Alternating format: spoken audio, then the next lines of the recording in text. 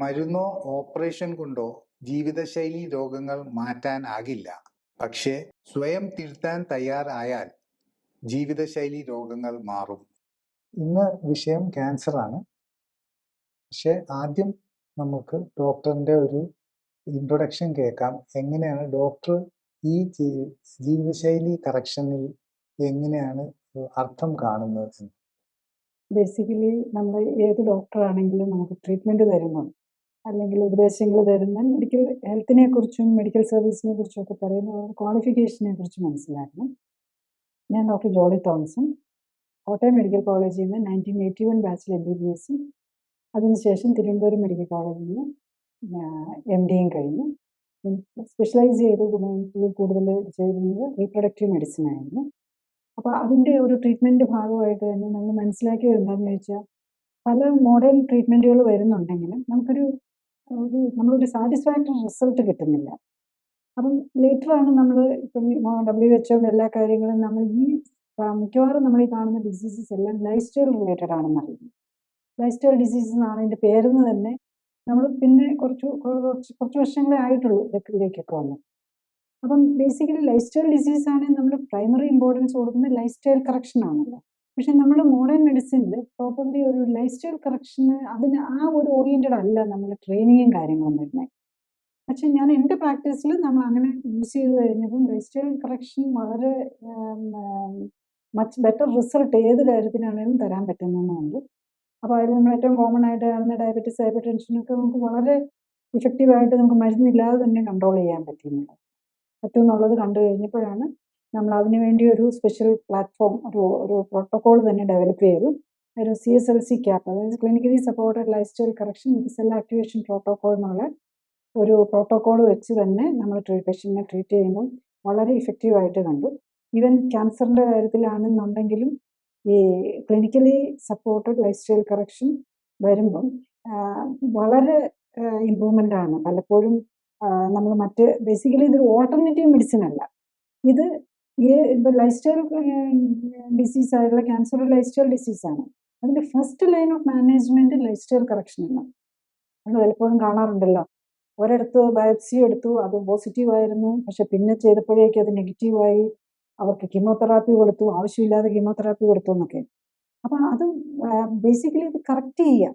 അതുകൊണ്ടാണ്, അതായത് ഒരു മറ്റേ പതോളജിസ്റ്റിൻ്റെ ഡയഗ്നോസിസ് തെറ്റണമെന്നില്ല. വർഷങ്ങളായിട്ടുള്ള എക്സ്പീരിയൻസ് ഉള്ള ഒരു പതോളജിസ്റ്റ് നോക്കുമ്പം അവിടെ അതിൻ്റെ ഒരു ന്യൂക്ലിയർ അതിൻ്റെ മൈക്രോസ്കോപ്പിൽ കാണുന്ന ഒരിതാണ്. അബ്നോർമാലിറ്റി കണ്ടാലേ അവരത് പറയേണ്ട കാര്യമുള്ളൂ. നോർമൽ സെല്ല് കണ്ടിട്ട് പറയുന്നു. കാരണം മിനിമം ഒരു പതോളജിസ്റ്റ് എന്ന് പറഞ്ഞാൽ MBBS കഴിഞ്ഞ് 3 വർഷം MD പതോളജി ചെയ്തിട്ടുള്ളവരായിരിക്കും. അവർക്ക് എന്തായാലും അത് കണ്ടുപിടിക്കാൻ പറ്റാത്തതുകൊണ്ടല്ല, അത് കറക്റ്റഡ് ആയതായിരിക്കും. അതാണ് ഇതിനകത്ത് മനസ്സിലാക്കേണ്ടത്. അതുപോലെ നമ്മളുടെ ബോഡിക്ക് ഇത് കറക്റ്റ് ചെയ്യാനുള്ള കപ്പാസിറ്റി ഉണ്ട്. അപ്പോൾ എപ്പോഴും നമ്മൾ ഇത് മാത്രം ഡിപ്പെൻഡ് ചെയ്യാൻ പറ്റുമെന്നല്ല, ലൈഫ് സ്റ്റൈൽ കറക്ഷൻ മാത്രം എന്നല്ല, പക്ഷെ അത് വളരെ ക്യാൻസറിൻ്റെ കാര്യത്തിൽ നമ്മളുടെ ഇമ്മ്യൂൺ സിസ്റ്റത്തെ സ്ട്രെങ്തൻ ചെയ്ത്, നമ്മളുടെ ഇമ്മ്യൂണിറ്റിയെ സ്ട്രെങ്തൻ ചെയ്ത് ചില ഏർലി സ്റ്റേജിലാണെങ്കിൽ അത് തന്നെ ചിലപ്പോൾ സാധിച്ചെന്നിരിക്കും. അതുപോലെ ക്യാൻസർ ട്രീറ്റ്മെൻറ്റ് ഒരു കോംപ്ലിമെൻ്ററി ആയിട്ടും, പിന്നെ ട്രീറ്റ്മെൻറ്റ് ടൈമിലാണെങ്കിലും അതുപോലെ ട്രീറ്റ്മെൻറ്റ് കഴിഞ്ഞിട്ടുള്ളവർക്ക് റെക്കറൻസ് വരാതിരിക്കാനും ലൈഫ് സ്റ്റൈൽ കറക്ഷൻ ആണ് ഫസ്റ്റ് സ്റ്റെപ്പായിട്ട് നമ്മൾ ചെയ്യേണ്ടത്. ട്രീറ്റ്മെൻറ്റിനേക്കാളും കീമോതെറാപ്പിയേക്കാളും റേഡിയേഷനേക്കാളും ഒക്കെ മച്ച് മോർ ഇമ്പോർട്ടൻറ്റ് വാല്യൂ ആണ് ലൈഫ് സ്റ്റൈൽ കറക്ഷൻ. ശരിക്കും ഈ ക്യാൻസറിനെ പറ്റി ഇപ്പോൾ കൂടുതൽ ആൾക്കാർ മനസ്സിലാക്കുമ്പോൾ ഒരു സംശയം വരുന്നത്, ക്യാൻസർ എന്ന് പറഞ്ഞാൽ ഒരു അസുഖമാണോ അല്ലെങ്കിൽ അത് പല അസുഖങ്ങളാണോ? ക്യാൻസർ എന്ന് പറഞ്ഞ് നമുക്ക് ഇപ്പം സാധാരണ ഒരു അസുഖം ഒരു കാരണം കൊണ്ടല്ല, പല കാരണങ്ങളും ഉണ്ട്, അല്ലെങ്കിൽ പല രീതിയിലാണ് വരുന്നത്. ക്യാൻസറിന് പല കാരണങ്ങളാണ്. അത് ജനറ്റിക് പ്രിഡിസ്പോസിഷൻ ഉണ്ടാകാം. അത് നമ്മൾ പറയല്ലേ, ബ്രസ്റ്റ് ക്യാൻസറിൽ BRCA പോസിറ്റീവ്, നമ്മുടെ ജനറ്റിക് സ്റ്റഡി എന്ന് പറഞ്ഞാൽ പോസിറ്റീവ് ഉള്ളവർക്ക് ചാൻസ് കൂടുതലുണ്ട് എന്ന് മാത്രമേ ഉള്ളൂ.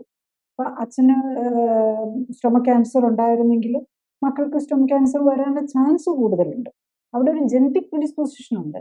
പക്ഷേ എപ്പിജനറ്റിക്സ് ആണ് നമ്മുടെ എപ്പിജനറ്റിക്സ് എന്ന് പറയുന്നത് നമ്മുടെ ജീവിതശൈലി നമ്മുടെ ജനറ്റിക്സിനെ എങ്ങനെ സ്വാധീനിക്കുന്നു എന്നുള്ളതാണ്. അപ്പോൾ എപ്പിജനറ്റിക് ഘടകങ്ങളും കൂടെ അതിനോടൊപ്പം വന്നാൽ മാത്രമേ അത് എക്സ്പ്രസ് ചെയ്യുള്ളൂ.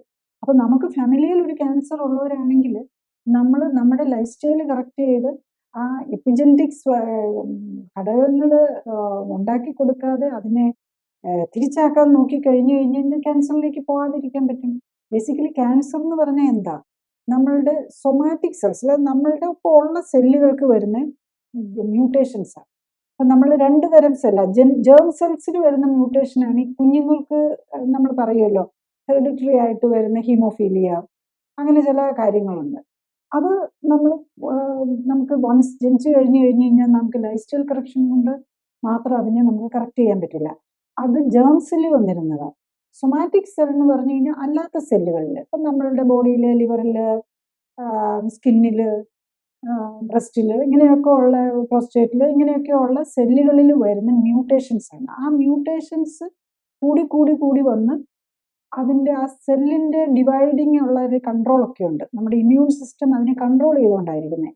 അപ്പം ഇമ്മ്യൂൺ സിസ്റ്റത്തിൻ്റെ കൺട്രോളിൽ നിന്ന് അവർ ഇവേഡ് ചെയ്ത് പുറത്തു പോവുകയാണ് ചെയ്യുന്നത്. അപ്പോൾ അങ്ങനെ വരുന്ന സെല്ലുകളാണ് ക്യാൻസർ. സാധാരണ ഒരു ക്യാൻസർ അബ്നോർമൽ സെല്ലുണ്ടായി, ക്യാൻസർ സെല്ല് എപ്പോഴും നമ്മുടെ ബോഡിയിൽ ഉണ്ടായിക്കൊണ്ടേയിരിക്കും. അബ്നോർമൽ സെല്ലുകൾ, മ്യൂട്ടേഷൻസ് ഉള്ള സെല്ലുകളൊക്കെ ഉണ്ടായിക്കൊണ്ടിരിക്കും. അതിന് നമ്മളുടെ ഇമ്മ്യൂൺ സിസ്റ്റം നശിപ്പിച്ചുകൊണ്ടിരിക്കും. പക്ഷെ ഓൾറെഡി പല അസുഖങ്ങളും ഉള്ളവർ, നമ്മുടെ ഇൻഫ്ലമേഷൻ ലെവൽ ഹൈ ആയിരിക്കുന്നവർ, ഡയബറ്റിസും ഹൈപ്പർ ഇൻസുലിനീമിയും ഒക്കെ ഉള്ളവർക്ക് ഈ സിസ്റ്റത്തിന് കുറച്ച് ബാധിക്കും. അപ്പോൾ അങ്ങനെയുള്ളവർക്കാണ് നമ്മൾ ക്യാൻസർ വരാനുള്ള സാധ്യതകൾ കൂടുന്നത്. പ്രത്യേകിച്ച് സ്ട്രെസ്, ഉറക്കക്കുറവ്, ഇങ്ങനെയൊക്കെ വരുമ്പോൾ ക്യാൻസർ വരാനുള്ള സാധ്യത കൂടും. നമ്മുടെ ഇമ്മ്യൂൺ സിസ്റ്റത്തിന് അവിടെ ഫലവത്തായിട്ട് പ്രവർത്തിക്കാൻ പറ്റാതെ വരുമ്പോഴാണ് ക്യാൻസറിലേക്ക് വരുന്നത്.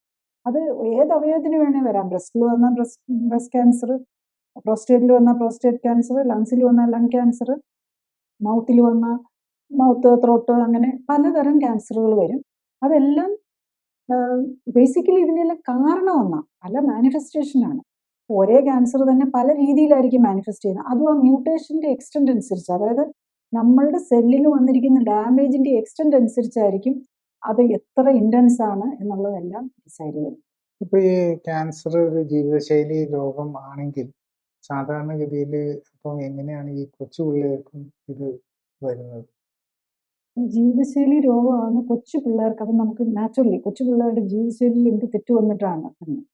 കൊച്ചു പിള്ളേരുടെ ജീവിതശൈലി, ആ കൊച്ചിൻ്റെ ഫസ്റ്റ് സെല്ല് വരുന്ന എവിടെ നിന്നാണ്? അച്ഛൻ്റെ സ്പേമും അമ്മയുടെ എഗ്ഗും കൂടെ മീറ്റ് ചെയ്താണ് ആ ജെനറ്റിക്സ് ആണ് കുഞ്ഞിന് കിട്ടുന്നത്. അപ്പോൾ അച്ഛൻ്റെ ജെനറ്റിക്സിൽ ഓൾറെഡി ഡാമേജ് ഉണ്ടെങ്കിൽ, പ്രിഡിസ്പൊസിഷൻ ഉണ്ടെങ്കിൽ, അല്ലെ അമ്മയുടെ ജീൻസിൽ പ്രിഡിസ്പൊസിഷൻ ഉണ്ടെങ്കിൽ അത് വരാം. പക്ഷെ സാധാരണ കൊച്ചു കുട്ടികളിൽ വരുന്ന കണ്ണിൽ വരുന്ന ഒരു ന്യൂറോബ്ലാസ്റ്റോമ, അതുപോലെ ബ്ലഡ് സെൽസിലൊക്കെ വരുന്നുണ്ട്. അതൊക്കെ ഒരു പരിധി വരെ നമ്മളുടെ പേരൻസിൻ്റെ ജെനറ്റിക്സുമായിട്ടും അവരുടെ ജീവിതശൈലിയായിട്ട്, ശരിക്കും കുട്ടികൾ ഹെൽത്തി ആവണമെന്നുണ്ടെങ്കിൽ പേരൻസ് കൺസീവ് ചെയ്യുന്നതിൻ്റെ മുമ്പ്, അതായത് ഒരു എഗ്ഗും ഒരു സെല്ലും ഡെവലപ്പ് ചെയ്യാൻ തന്നെ, അതായത് ഫൈനൽ മീറ്റിംഗ് പോയിന്റിലേക്ക് വരുന്നതിന് മുമ്പ് തന്നെ ഓൾമോസ്റ്റ് 3 മാസം എടുക്കും. അവിടെ വെച്ചാണ് ആ ഉറങ്ങിക്കിടക്കുന്ന ജേം സെൽ, അതിൻ്റെ സ്റ്റെം സെൽസ് ആക്റ്റീവായി ഒരു സ്പേമിൻ്റെ ഡെവലപ്മെൻറ്റിലേക്ക് പോകുന്നത്. അപ്പം ഹെൽത്തി ആയിട്ടുള്ള ഇത് വരണമെങ്കിൽ പേരൻസ് പ്ലാൻഡ് ആയിട്ട് പ്രഗ്നൻ്റ് ആകുന്നതിൻ്റെ ഒരു 3 മാസം മുമ്പ് തന്നെ പ്ലാൻ ചെയ്ത് പ്രഗ്നൻ്റ് ആയി ആ പ്രഗ്നൻസി ടൈമിൽ നന്നായിട്ട് കെയർ എടുക്കുക. പിന്നെ കുഞ്ഞിൻ്റെ വളർച്ചയുടെ കാലത്തും കെയർ എടുത്താലാണ് ഒരു കുഞ്ഞിന് ഹെൽത്തി ആയിട്ടിരിക്കാൻ പറ്റുക. അപ്പം അവിടെ വന്നിരിക്കുന്ന എന്തെങ്കിലും ഹെൽത്തിലെ പ്രോബ്ലംസ് വരാം. ചിലപ്പോൾ ഇൻഫെക്ഷൻസ് വന്നിട്ടുണ്ടാകാം. അമ്മയ്ക്ക് അച്ഛന് ഈ പ്രീ കൺസെപ്ഷണൽ ടൈമിൽ വരുന്ന 3 മാസത്തെ ഇൻഫെക്ഷൻസ്, അമ്മയ്ക്കും പ്രീ കൺസെപ്ഷണൽ ടൈമിൽ, അതായത് പ്രഗ്നൻ്റ് ആകുന്നതിൻ്റെ 3 മാസം മുമ്പ് വരുന്ന ഇൻഫെക്ഷൻസ്, അതുപോലെ പ്രഗ്നൻ്റ് ആയി കഴിഞ്ഞിട്ട് വരുന്ന ഇൻഫെക്ഷൻസ്, നമ്മൾ കഴിക്കുന്ന ഫുഡിലെ ടോക്സിൻസ്, മരുന്നുകൾ, ഇതെല്ലാം കുഞ്ഞിൻ്റെ ഹെൽത്തിനെ ബാധിക്കാം. അപ്പം അത് നമ്മൾ പലപ്പോഴും കണ്ടിട്ടുണ്ട്. അപ്പം ഞാൻ ഓർക്കുന്ന ഒരു പേഷ്യൻ്റ്, അവരുടെ ഹസ്ബൻഡിന് ഒരു ന്യൂറോബ്ലാസ്റ്റം, ബ്രെയിനിൽ വരുന്നൊരു ക്യാൻസർ ഉണ്ടായിരുന്നു. അതിന് കീമോതെറാപ്പി ഒക്കെ എടുത്തിട്ടുണ്ടാകും. ഇവർ കീമോതെറാപ്പി ഒക്കെ കഴിഞ്ഞു, പേഷ്യൻ്റ് ഓക്കെ, അവർ മാറിയെന്നും കരുതി പോയി കല്യാണം കഴിച്ചു. കുഞ്ഞ് പ്രഗ്നൻ്റ് ആയി. ഇപ്പോൾ കുഞ്ഞിന് വന്നു കഴിഞ്ഞപ്പോൾ ആക്ച്വലി ന്യൂറോബ്ലാസ്റ്റോമയായിരുന്നു, ബ്രെയിനിൻ്റെ ട്യൂമർ ആയിരുന്നില്ല. അത് കുഞ്ഞുണ്ടായി ഒരു 7th മന്ത് ആയപ്പം സ്കാനിങ്ങിലാണ് അറിയുന്നത് അതിൻ്റെ ബ്രെയിൻ ഡെവലപ്മെൻ്റ് ഇല്ല. അപ്പം ബ്രെയിനേ ഇല്ല. അപ്പം അത് അങ്ങനെയൊക്കെ വരാം. അതായത് ആ കീമോതെറാപ്പിയുടെ ഇഫക്റ്റാണ്. അത് ശരിക്കും പ്രഗ്നൻ്റ് ആയി കഴിഞ്ഞിട്ടില്ല, അല്ലെങ്കിൽ അതിന് മുമ്പല്ല. അദ്ദേഹം എടുത്തത് ശരിക്കും വർഷങ്ങൾക്ക് മുമ്പ്, 1 or 2 years ബാക്കാണ് ഈ കീമോതെറാപ്പി ബ്രെയിൻ ക്യാൻസറിന് വേണ്ടിയിട്ട് എടുത്തത്. സോ അതൊക്കെയാണ് നമ്മൾ മനസ്സിലാക്കേണ്ടത്. അപ്പം കുഞ്ഞുങ്ങൾക്ക് വരുമ്പോൾ അത് നമ്മളുടെ പേരൻസിൻ്റെ ലൈഫ് സ്റ്റൈലും അവരുടെ ജെനറ്റിക്സും എല്ലാം ആണ് അതിനകത്ത് ഘടകമാകുന്നത്. പലപ്പോഴും ഒരു സംശയം വരാറുള്ളത് ഒരേ ക്യാൻസറിന് എങ്ങനെയാണ് ഈ 2 പേർക്ക് വ്യത്യസ്തമായ റിസൾട്ട്? എന്താണെന്ന് വെച്ചാൽ ട്രീറ്റ്മെൻറ്റ് 2 പേരും ഒരേ ട്രീറ്റ്മെൻറ്റ് തന്നെയാണ് എടുത്തത്. പക്ഷേ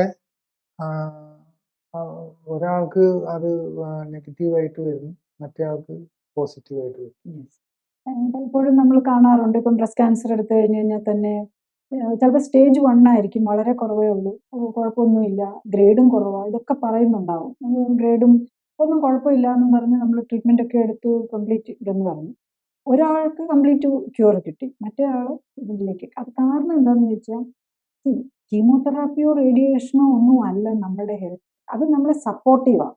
അത് നമ്മളുടെ സെല്ലുകളെ, ക്യാൻസർ സെല്ലുകൊണ്ട് ഡിസ്ട്രോയ് ചെയ്യാനുള്ള ഒരു സപ്പോർട്ടാണ്. അപ്പം നമ്മൾ ഒരു ഇൻഫെക്ഷൻ വരുമ്പോൾ ആൻറ്റിബയോട്ടിക് എടുക്കുന്നത് പോലെയാണ് ഈ കീമോതെറാപ്പിയും റേഡിയേഷനും ഒക്കെ എടുക്കുന്നത്. അതായത് നമ്മളുടെ ശരീരത്തെ ഇമ്മ്യൂൺ സിസ്റ്റത്തെ ഒന്ന് സഹായിച്ചു കൊടുക്കുക ട്യൂമർ ലോഡ് കുറയ്ക്കാൻ.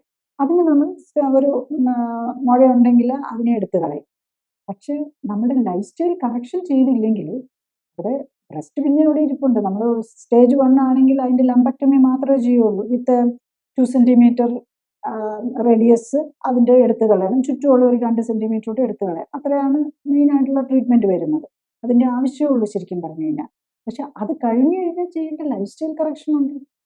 കാരണം നമ്മളുടെ അവിടെ വന്ന് അവിടെ അവിടുത്തെ ആ ബ്രസ്റ്റിൽ നിന്ന് വന്ന ഒരു പ്രോബ്ലം നമ്മളുടെ ജീവിതശൈലിയും അതുപോലെ നമ്മുടെ ഇമ്മ്യൂൺ സിസ്റ്റമായിട്ട് ബന്ധപ്പെട്ട് കിടക്കുക.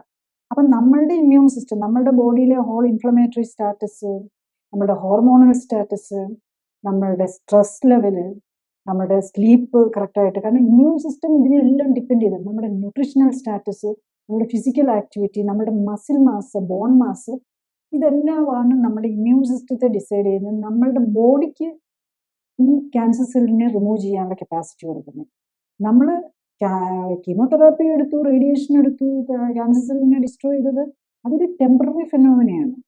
അത് നമ്മുടെ ബോഡി എപ്പോഴും ചേഞ്ച് ചെയ്തുകൊണ്ടിരിക്കുക. പിന്നെയും അവിടെ ക്യാൻസർ സെൽ ഉണ്ടായി വരാം. അല്ലാതെ അത് ഇവിടെ ഡോർമെൻ്റ് ആയിട്ട് കാണാതെ കിടക്കുന്നതും ആകണമെന്നില്ല. നമ്മുടെ കീമോയും റേഡിയേഷനും എടുത്തൊന്നുമില്ല, വേണമെങ്കിൽ ഒരു പെറ്റ് സ്കാനും കൂടെ നോക്കി ഒന്നുമില്ല എന്ന് പറഞ്ഞാലും പിന്നെയും വരാം. കാരണം നമ്മളുടെ ജീവിതശൈലി നമ്മൾ കറക്റ്റ് ചെയ്തില്ലെങ്കിൽ, നമ്മളുടെ ബോഡിയിൽ എന്തെങ്കിലും ടോക്സിൻസ് കിടപ്പുണ്ടെങ്കിൽ, നമുക്ക് ന്യൂട്രീഷണൽ ഡെഫിഷ്യൻസി കിടക്കുന്നുണ്ടെങ്കിൽ, ഇതൊക്കെ വീണ്ടും ക്യാൻസർ സെല്ലുകളെ ഉണ്ടാക്കാനുള്ള ഒരു ടെൻഡൻസി ഉണ്ടാവും. അതുകൊണ്ടാണ് റെക്കറൻസ് വരുന്നത്. അതുപോലെ ഈ റെക്കറൻസ് വരുന്നത് മാത്രമല്ല, പലരും പല രീതിയിൽ റെസ്പോണ്ട് ചെയ്യുന്നത്. ക്യാൻസർ ഒരു രീതിയിൽ വരുന്നു, പക്ഷെ നമ്മുടെ ബോഡിയുടെ ഇമ്മ്യൂൺ സിസ്റ്റം ഓരോരുത്തർക്കും ഓരോ നിലയിലായിരിക്കും. അവരുടെ സ്ട്രെസ് ലെവല്, ഈ ഉറക്കം ശരിയാകുന്നില്ല, കീമോതെറാപ്പിയും റേഡിയേഷനും ഒക്കെ എടുക്കുന്നുണ്ട്, പക്ഷെ ഉറങ്ങുന്നില്ല, അല്ലെങ്കിൽ സ്ട്രെസ് ഭയങ്കര കൂടുതലാണ്, അങ്ങനെയൊക്കെ വരുമ്പോൾ അങ്ങനെയുള്ളവർക്കാണ് പിന്നെയും വരുന്നത്. മറ്റത് ബാക്കിയുള്ള കാര്യങ്ങൾ മാനസികമായിട്ടും ശാരീരികമായിട്ടും ലൈഫ് സ്റ്റൈലും എല്ലാം കറക്റ്റായി പോകുന്നവർക്ക് അതിനകത്തുനിന്ന് രക്ഷപ്പെടാൻ പറ്റും. അല്ലാത്തവർക്ക് വീണ്ടും വരും, അല്ലെങ്കിൽ ആ റെസ്പോൺസ് തന്നെ കറക്റ്റായി കിട്ടിയില്ലെങ്കിൽ. ഇപ്പം ഡോക്ടർ പറഞ്ഞല്ലോ, ഇമ്മ്യൂൺ സിസ്റ്റം ആണ് ഇതിൻ്റെ ഒരു കാതലായ ഒരു സൈഡ്. അപ്പോൾ അങ്ങനെ വരുമ്പോഴത്തേക്കും ശരിക്കും ഈ ക്യാൻസർ ട്രീറ്റ്മെൻറ്റിൽ ഇപ്പം ഇമ്മ്യൂൺ സിസ്റ്റത്തിനെ എങ്ങനെയാണ് ഒപ്റ്റിമൈസ് ചെയ്യുക? ഇമ്മ്യൂൺ സിസ്റ്റത്തിനെ ഒപ്റ്റിമൈസ് ചെയ്യുക എന്ന് പറഞ്ഞു കഴിഞ്ഞാൽ, ഇമ്മ്യൂൺ സിസ്റ്റം നമ്മളുടെ ബോഡിയുടെ ഒരു പാർട്ടാണ്. അപ്പം നമ്മുടെ ഇമ്മ്യൂൺ സിസ്റ്റത്തിന് തന്നെ ക്യാൻസർ വരാമല്ലോ. ബ്ലഡ് ക്യാൻസറും ലിംഫോമ എന്നൊക്കെ പറയുന്നത് ഇമ്മ്യൂൺ സിസ്റ്റത്തെ ബാധിക്കുന്ന ക്യാൻസറാണ്. അപ്പം ഇമ്മ്യൂൺ സിസ്റ്റത്തിന് ഏറ്റവും നമ്മുടെ ബോഡിയിൽ ഏറ്റവും ഫാസ്റ്റ് ഡിവൈഡിങ് സെൽസ് ഇമ്മ്യൂൺ സിസ്റ്റത്തിലെ, അതായത് നമ്മുടെ ബോൺ മാരോ. ഇമ്മ്യൂൺ സിസ്റ്റം എവിടെയാണ് ഇരിക്കുന്നത്? ശരിക്കും നമ്മുടെ ബോൺ മാരോ ആണ് അതിൻ്റെ പ്രൈമറി സോഴ്സ്. പിന്നെ സെക്കൻഡറി സോഴ്സാണ് നമ്മുടെ ലിംഫ് നോഡ്സ് എന്ന് പറയുന്നത്. അപ്പോൾ ലിംഫ് നോഡ്സിലാണ് ഈ ആൻറ്റിബോഡീസ് ഒക്കെ ഉണ്ടാകുന്നത്. പക്ഷേ ഈ ലിംഫ് നോഡ്സിൽ ഉണ്ടാകുന്ന ലിംഫോസൈറ്റ്സിനെയും ലിംഫ് നോഡിലേക്ക് വരുന്നത് മൈഗ്രേറ്റ് ചെയ്യുകയാണ് അവർ ചെയ്യുന്നത്. അതിനെയൊക്കെ ഉണ്ടാക്കുന്നത് ശരിക്കും ബോൺ മാരോയിലാണ്. അപ്പോൾ ഈ ബോൺ മാരോയിൽ ഇങ്ങനെ ഡിവൈഡ് ചെയ്യാനും വേണ്ട സെല്ലുകളെ കിട്ടണമെങ്കിൽ അവർക്ക് വേണ്ടത് എന്താ? ന്യൂട്രീഷനാണ്. നമുക്ക് ഓൾമോസ്റ്റ് 57 ന്യൂട്രിയൻസ്, വാട്ടറും ഓക്സിജനും ഇൻക്ലൂഡഡ് 57 ന്യൂട്രിയൻസ് ഉണ്ട്. 14 vitamins, 14 minerals, around 20 amino acids, 4 fatty acids, dietary fibre. ഇത്രയാണ് നമ്മുടെ ന്യൂട്രിയൻസ് എന്ന് പറയുന്നത്. ഇതെല്ലാം കറക്റ്റ് പ്രപ്പോർഷനിൽ ഉണ്ടാകണം. ഏതെങ്കിലും കൂടിയാലും ദോഷമാണ് ബോഡിക്ക്, ഏതെങ്കിലും കുറഞ്ഞാലും ദോഷമാണ്. ഇനി ഇത് ഉണ്ടായാൽ മാത്രം പോരാ, അതിനെ നമ്മുടെ സെല്ലിൽ എത്തണമെങ്കിൽ, അതുപോലെ നമ്മുടെ സെല്ലുലാർ വേസ്റ്റ് റിമൂവ് ചെയ്യണമെന്നുണ്ടെങ്കിൽ നമ്മൾ എക്സസൈസ് ഉണ്ടാകണം. അപ്പോൾ ഈ എക്സസൈസ് ഹൈപ്പോക്സി, അതായത് എക്സസൈസ് ചെയ്തില്ലെങ്കിൽ ആ ബ്ലഡ് സർക്കുലേഷൻ ആവശ്യത്തിന് വന്നില്ലെങ്കിൽ അവിടെ ഓക്സിജനേഷൻ കുറയും. ഓക്സിജനേഷൻ കുറയുന്ന ഏത് ടിഷ്യൂലാണെങ്കിലും ഓക്സിജനേഷൻ കുറയുമ്പോൾ അവിടെ ക്യാൻസർ സെല്ലിന് വളരാനുള്ള ഒരു ചാൻസ് കൂടുതലാണ് പിന്നെ. കാരണം നമ്മുടെ വൈറ്റ് ബ്ലഡ് സെൽസ് അങ്ങോട്ട് എത്തൂല. നമ്മുടെ പട്ടാളക്കാർ, നമ്മുടെ ബോഡിയിലെ നമ്മുടെ ഡിഫൻസ് സിസ്റ്റമാണ്. അപ്പം അതിലെ പട്ടാളക്കാരാണ് ശരിക്കും പറഞ്ഞാൽ WBCസും അതുപോലെ നമ്മുടെ മറ്റുള്ള തോക്കും ഇതൊക്കെ പോലെയുള്ള സാധനങ്ങളാണ് ഈ ആന്റിബോഡീസ് എന്നൊക്കെ പറയുന്നത്. ഇതിനവിടെ എത്തണമെന്നുണ്ടെങ്കിൽ വേണ്ട എക്സസൈസ്. നമ്മൾ എവിടെയെങ്കിലും നമ്മുടെ സെൽസിനെ, നമ്മുടെ ബോഡി പാർട്സിനെ സ്റ്റിമുലേറ്റ് ചെയ്താൽ മാത്രമേ അങ്ങോട്ട് ബ്ലഡ് സർക്കുലേഷൻ വരുള്ളൂ. അപ്പം ഒന്നവിടെ ന്യൂട്രീഷൻ എത്തണം, രണ്ടവിടെ കെട്ടിക്കിടക്കുന്ന വേസ്റ്റ് മാറ്റാനും പറ്റണം. ഈ രണ്ട് കാര്യങ്ങൾ പ്രോപ്പറായിട്ട് നടക്കാതെ വരുമ്പോഴാണ് അവിടെ ക്യാൻസർ സെല്ലിനാണേലും ഇൻഫെക്ഷനാണേലും എല്ലാം വളരാനുള്ള ഒരു സാഹചര്യം ഉണ്ടായി വരുന്നത്. അപ്പം അതില്ലാതാക്കാനാണ് നമ്മൾ ലൈഫ് സ്റ്റൈൽ കറക്ഷന് വേണ്ടി ഫോക്കസ് അതാണ്. പിന്നെ ഈ ടോക്സിൻസ് മാറ്റുക, ന്യൂട്രീഷൻ കൊടുക്കുക, ഈ കാര്യം നമ്മൾ ചെയ്താൽ മതി. അതിനാണ് നമ്മൾ ഡയറ്റും എക്സസൈസും നമ്മൾ പറയുന്നത്. ഈ ഇപ്പം പറഞ്ഞ പോലെ ഈ ഇമ്മ്യൂൺ സിസ്റ്റം പിന്നെ സ്ട്രോങ് ആക്കിയാൽ അല്ല, ഇമ്മ്യൂൺ സിസ്റ്റത്തിനെ നല്ല ബാലൻസ്ഡും ഫങ്ഷണലും ആക്കിയാലാണ് ഈ പറയുന്ന ക്യാൻസറിനെ ഓവർകം ചെയ്യാൻ പറ്റുകയെന്നാണ് പറയുന്നത്. അപ്പം ശരിക്കും ഈ ഇമ്മ്യൂൺ സിസ്റ്റത്തിനെ ഫങ്ഷണലും ബാലൻസ്ഡും ആക്കാനായിട്ടുള്ള ആവശ്യം ഉള്ളപ്പോൾ പറയുന്നത് ഇപ്പോൾ ഈ കീമോതെറാപ്പിയും റേഡിയേഷനും എല്ലാം ഈ ഇമ്മ്യൂൺ സിസ്റ്റത്തിനെ വീക്കാക്കാൻ ചാൻസ് ഉണ്ട്. അതുപോലെ തന്നെ ഇപ്പോൾ ഈ വൈറ്റ് ബ്ലഡ് സെൽസിൻ്റെ അതിൻ്റെ ക്വാണ്ടിറ്റി കൂട്ടാനായിട്ട് ഉള്ള തെറാപ്പി ചെയ്യുമ്പോൾ അത് ഓവറായിട്ട് ബാലൻസ് തെറ്റിക്കും. പിന്നെ ഈ പറഞ്ഞ പോലെ ഇമ്മ്യൂണോതെറാപ്പി ഡ്രഗ്സ് കൊടുത്താൽ അതിൻ്റേതായ വേറെ സൈഡ് എഫക്ട്സ് ഉണ്ട്. അപ്പം ശരിക്കും ഇതിൽ എന്താണ് ഈ ഇമ്മ്യൂണിറ്റിയെ നമ്മൾ നോക്കുമ്പോൾ ഇമ്മ്യൂണിറ്റി കറക്റ്റ് ആക്കാനായിട്ട് ചെയ്യുന്നത്? അതേസമയം പറയുന്നുണ്ട് ഫുഡ് റിലേറ്റഡ് ആയിട്ട്, ന്യൂട്രീഷൻ റിലേറ്റഡ് ആയിട്ട് കാര്യങ്ങൾ ചെയ്താലാണ് കുറേ കാര്യങ്ങൾ നടക്കുകയുള്ളൂ. ബേസിക്കലി നമുക്ക് അതിനെക്കുറിച്ച് കൃത്യമായിട്ട് മനസ്സിലാക്കണമെങ്കിൽ നമ്മൾ ആദ്യം ഡെവലപ്പ് ചെയ്ത ക്യാൻസർ മെഡിസിനിലേക്ക് നോക്കണം. ശരിക്കും ഫസ്റ്റ് ക്യാൻസർ മെഡിസിൻ ഡെവലപ്പ് ചെയ്യാനുണ്ടായ സാഹചര്യം എന്താണെന്ന് ചോദിച്ചു കഴിഞ്ഞാൽ സെക്കൻഡ് വേൾഡ് വാറിൻ്റെ ടൈമിലാണെന്ന് തോന്നുന്നു. ആ ടൈമിൽ മസ്റ്റാർഡ് ഗ്യാസ് എന്ന് പറഞ്ഞൊരു പോയിസൺ ഗ്യാസ് ആയിട്ട് ഉപയോഗിക്കുമായിരുന്നു. അപ്പോൾ അതിങ്ങനെ മനുഷ്യർക്കും മൃഗങ്ങളിലും ഈ കുതിരയിലും എല്ലാം ഇങ്ങനെ വലിയ ബുള്ളസ് ലീഷൻസ് വരും. അങ്ങനെ ആൾക്കാർ മരിക്കും. ഇങ്ങനെ ലക്ഷക്കണക്കിന് ആൾക്കാർ, സോൾജേഴ്സും നോർമൽ സാധാരണ സിവിലിയൻസും അതുപോലെ മൃഗങ്ങളും എല്ലാം മരിച്ചിട്ടുണ്ട്. എന്നിട്ട് അമേരിക്കൻസ് പോയി അത് ഇങ്ങനെയാണ് അവർ മരിച്ചതിനെ കുറിച്ചൊരു സ്റ്റഡി നടത്തി. അപ്പോൾ അതിനകത്ത് മനസ്സിലായി ബോൺ മാരോ ഡിപ്രഷനാണ്. ഫൈനലി ബുള്ളസ് ലീഷനും ഒക്കെ വന്ന് ഭയങ്കര ഡിസ്കംഫോർട്ടിലൊക്കെ ആണെങ്കിലും ഇവരുടെ എല്ലാം ബോൺ മാരോ സപ്രസ്ഡ് ആയി പോയിട്ടുണ്ടെന്ന് കണ്ടുപിടിച്ചു. അപ്പം അതിൽ നിന്നാണ് ആക്ച്വലി ഈ ഐഡിയ വന്നത്. അങ്ങനെയാണ് ഈ ബ്ലഡ് ക്യാൻസറിന് അതൊരു ട്രീറ്റ്മെൻ്റ് ആക്കി എടുത്തുകൂടെ എന്നുള്ള ഒരു ചിന്ത വന്നു. കാരണം ബ്ലഡ് ക്യാൻസറിന് ഓവറായിട്ട് ഈ ബോൺ മാരോ ഓവർ ഡെവലപ്പ് ചെയ്യുകയാണ്. അങ്ങനെ അതിൻ്റെ കൺട്രോൾ പോവുക. ബോൺ മാരോ ഓവറായിട്ട് ബ്ലഡ് സെൽസ് കൂടുകയാണ് ചെയ്യുന്നത്. ഓവറായിട്ട് നമ്മളങ്ങനെയാണ് ബ്ലഡ് ക്യാൻസർ കണ്ടുപിടിക്കുമ്പം ബ്ലഡിൻ്റെ നമ്പർ കൂടുതലായിരിക്കും, ബ്ലഡ് കൗണ്ട് കൂടുതലായിരിക്കും. പക്ഷേ ഈ ബ്ലഡ് ഒന്നും ഈ സെൽസ് ഒന്നും വർക്ക് ചെയ്യുകയില്ല. അങ്ങനെയാണ് ആക്ച്വലി ഫസ്റ്റ് നമ്മൾ ഈ കീമോതെറാപ്പി ഡെവലപ്പ് ചെയ്യുന്നത്. അപ്പോൾ അത് ബ്ലഡ് ക്യാൻസറിന് വേണ്ടിയിട്ടാണ് ഡെവലപ്പ് ചെയ്തത്. പിന്നെ അതിങ്ങനെ പല രീതിയിൽ ഡെവലപ്പ് ചെയ്ത് അപ്പം പ്രൈമറിലി പല ആദ്യകാല മെഡിസിനുകളും നമ്മുടെ ബോൺ മാരോ സപ്രസ് ചെയ്യുകയായിരുന്നു ചെയ്യുന്നത്. അത് നമ്മളുടെ ബോൺ മാരോ അതാണല്ലോ ഇപ്പോഴാണേലും നമ്മൾ ഏറ്റവും ഈ നമ്മൾ ബോണിലെ ഈ ഡിവൈഡിങ് സെൽസാണ് ഏറ്റവും ഫാസ്റ്റായിട്ട് ഡിവൈഡിങ് സെൽസാണ്. അപ്പം അങ്ങനെയാണ് നമ്മൾ ഈ ബ്ലഡ് ക്യാൻസറിന് വേണ്ടി. പിന്നെ നമുക്ക് മനസ്സിലായി ഈ ക്യാൻസറിൻ്റെ സ്വഭാവം എന്താ, ഈ സെല്ല് വളരെ ഫാസ്റ്റായിട്ട് ഡിവൈഡ് ചെയ്യുക. അപ്പം ഈ കാര്യങ്ങൾ തന്നെ ക്യാൻസറിൻ്റെ ട്രീറ്റ്മെൻറ്റിനും സെല്ലും ഫാസ്റ്റായിട്ട് ഡിവൈഡ് ചെയ്യുകയാണല്ലോ. അപ്പം മറ്റു ഇതിലേക്കും ഈ സെയിം പ്രിൻസിപ്പിൾ, സെയിം മെഡിസിൻ മാത്രമാണ്, അതിൻ്റെ സെയിം പ്രിൻസിപ്പിളാണ്. അപ്പം അങ്ങനെയാണ് നമ്മൾ വിൻക്രിസ്റ്റിൻ, വിൻബ്ലാസ്റ്റിൻ എന്നൊക്കെ പറഞ്ഞ ചില മെഡിസിനുകൾ ഡെവലപ്പ് ചെയ്തത്. അത് ശരിക്കും ഒരു പ്ലാന്റിൽ നിന്നാണ് വരുന്നത്. നമ്മൾ ഈ ഇവിടെയൊക്കെ നമ്മൾ പറയും ശവക്കോട്ട ചെടിയിൽ നിന്നും വെള്ളയും ഒരു പിങ്ക് കളർ നല്ല ബ്യൂട്ടിഫുൾ ഫ്ലവേഴ്സ് ഉണ്ടാകുന്ന, സാറിന് ആൾക്കാർ അങ്ങനെ ഇതില്ലാത്ത സ്ഥലങ്ങളിലൊക്കെ ഈ സെമിട്രിയിലൊക്കെ വളരുന്നൊരു ചെടിയാണ്, നല്ല ഭംഗിയുള്ള ചെടി. അത് ആ ചെടിയുടെ അതിൻ്റെ പൂവൊക്കെ എടുക്കുമ്പോൾ നമുക്ക് കാണാം ഒരു തരം പാല് പോലെ വരുന്ന. അതിനകത്തു നിന്നാണ് ആദ്യകാലത്ത് നമ്മളിപ്പോഴും വിൻക്രിസ്റ്റിൻ, വിൻബ്ലാസ്റ്റിൻ ആ ഗ്രൂപ്പിലൊക്കെ മരുന്നുകൾ ഉപയോഗിക്കുന്നുണ്ട്. ഇത് ഈ ഫാസ്റ്റ് ഡിവിഷനറി സെല്ലുകളെയൊക്കെയാണ് ബ്ലോക്ക് ചെയ്യുന്നത്. അപ്പം നമ്മളുടെ ഏത് അങ്ങനത്തെ ആ ലെവലിലുള്ള അതൊക്കെ anti metabolite group of medicines എന്ന് പറയും. അത് ഇപ്പോഴും നമ്മൾ അതൊക്കെ തന്നെ പലപ്പോഴും യൂസ് ചെയ്യുന്നുണ്ട്. ഈവൻ ഇമ്മ്യൂണോതെറാപ്പിയുടെ കൂടെ അതും കൂടെ കൂട്ടിയൊക്കെയാണ് വരുന്നത്. അതെല്ലാം നമ്മുടെ ഫാസ്റ്റ് ഡിവൈഡിങ് സെല്ലുകളെ ആക്ടിവിറ്റി അതിനെ നശിപ്പിക്കുകയാണ് ചെയ്യുന്നത്. അപ്പൊ അതുകൊണ്ടാണ് പലപ്പോഴും നമുക്ക് ഈ ഹെയർ ലോസ് വരുമല്ലോ, മുടി കൊഴിഞ്ഞു പോകുന്നത്. ഹെയർ ഫോളിക്കിളാണ് ഒന്ന് ഫാസ്റ്റായിട്ട് ഡെവലപ്പ് ചെയ്യുന്നത്. അപ്പോൾ അതുകൊണ്ട് ഹെയർ ഫോളിക്കിള്, ഹെയർ പോവും. അതുപോലെ ബോൺ മാരോ സപ്രഷൻ, അതുകൊണ്ടാണ് എപ്പോഴും കൗണ്ട് നോക്കുന്നത്. കൗണ്ട് തീരെ കുറഞ്ഞു പോയി കഴിഞ്ഞ് കഴിഞ്ഞാൽ ഇൻഫെക്ഷൻ വന്ന് മറ്റേ ഇമ്മ്യൂണോ സപ്രഷൻ വന്ന് പ്രോബ്ലം വരാം. അതുകൊണ്ടാണ് ബ്ലഡ് കൗണ്ട് നോക്കിക്കൊണ്ടിരിക്കുന്നത്. ഇതൊക്കെ ലിവറിന്റെ സെൽസും വളരെ റീസണബിളി ഫാസ്റ്റായിട്ട് ഡിവൈഡ് ചെയ്യുന്നതാണ്, ലിവർ, കിഡ്നിയൊക്കെ. അതുകൊണ്ടാണ് ലിവർ ഫംഗ്ഷൻ, കിഡ്നി ഫംഗ്ഷൻ, അതുപോലെ ബ്ലഡ് കൗണ്ട് ഇത് നോക്കിക്കൊണ്ട് മാത്രമേ കീമോതെറാപ്പി ഇത് കൊടുക്കുകയുള്ളൂ. അല്ലെങ്കിൽ ഇടയ്ക്ക് ഇനി പറ്റില്ല, കുറച്ചുകൂടെ താമസിക്കണമെന്നൊക്കെ പറഞ്ഞ് നിർത്തുന്നില്ലേ, അത് ഇതുകൊണ്ടാണ്. അപ്പം നമ്മളുടെ നോർമൽ ഇമ്മ്യൂൺ സിസ്റ്റം ആണ് നമ്മളെ ഇതെല്ലാം കറക്റ്റ് ചെയ്യേണ്ടത്. പക്ഷെ അവരെയും കൂടെ ബ്ലോക്ക് ചെയ്യുവാണ് ഈ മെഡിസിൻസ് ചെയ്യുന്നത്. അതാണ് ഇതിൻ്റെ ഒരു സൈഡ് ഇഫക്റ്റും പ്രോബ്ലം അതാണ്. ഇപ്പം ലൈഫ് സ്റ്റൈൽ കറക്ഷനിൽ ഫോക്കസ് ചെയ്യുന്ന ആവുമ്പോൾ ഒരു ക്യാൻസർ പേഷ്യൻ്റ് ഇപ്പം കീമോതെറാപ്പിയോ അല്ലെങ്കിൽ റേഡിയേഷനോ ഒക്കെ ആയിട്ട് ട്രീറ്റ്മെൻറ്റിലായിരിക്കുമ്പോൾ അല്ലെങ്കിൽ ഫോർ ഈ ഇമ്മ്യൂണോ മെഡിക്കേഷൻസിലൊക്കെ ആവുമ്പോൾ അവർ ഇങ്ങനത്തെ ഒരു സാഹചര്യത്തിൽ അവർ ഈ ലൈഫ് സ്റ്റൈൽ കറക്റ്റ് ചെയ്യാനോ അങ്ങനത്തെ എന്തെങ്കിലും സപ്പോർട്ടീവ് സർവീസസ് ആഗ്രഹിക്കുകയാണെങ്കിൽ അവരെ എങ്ങനെയാണ് മാനേജ് ചെയ്യുക?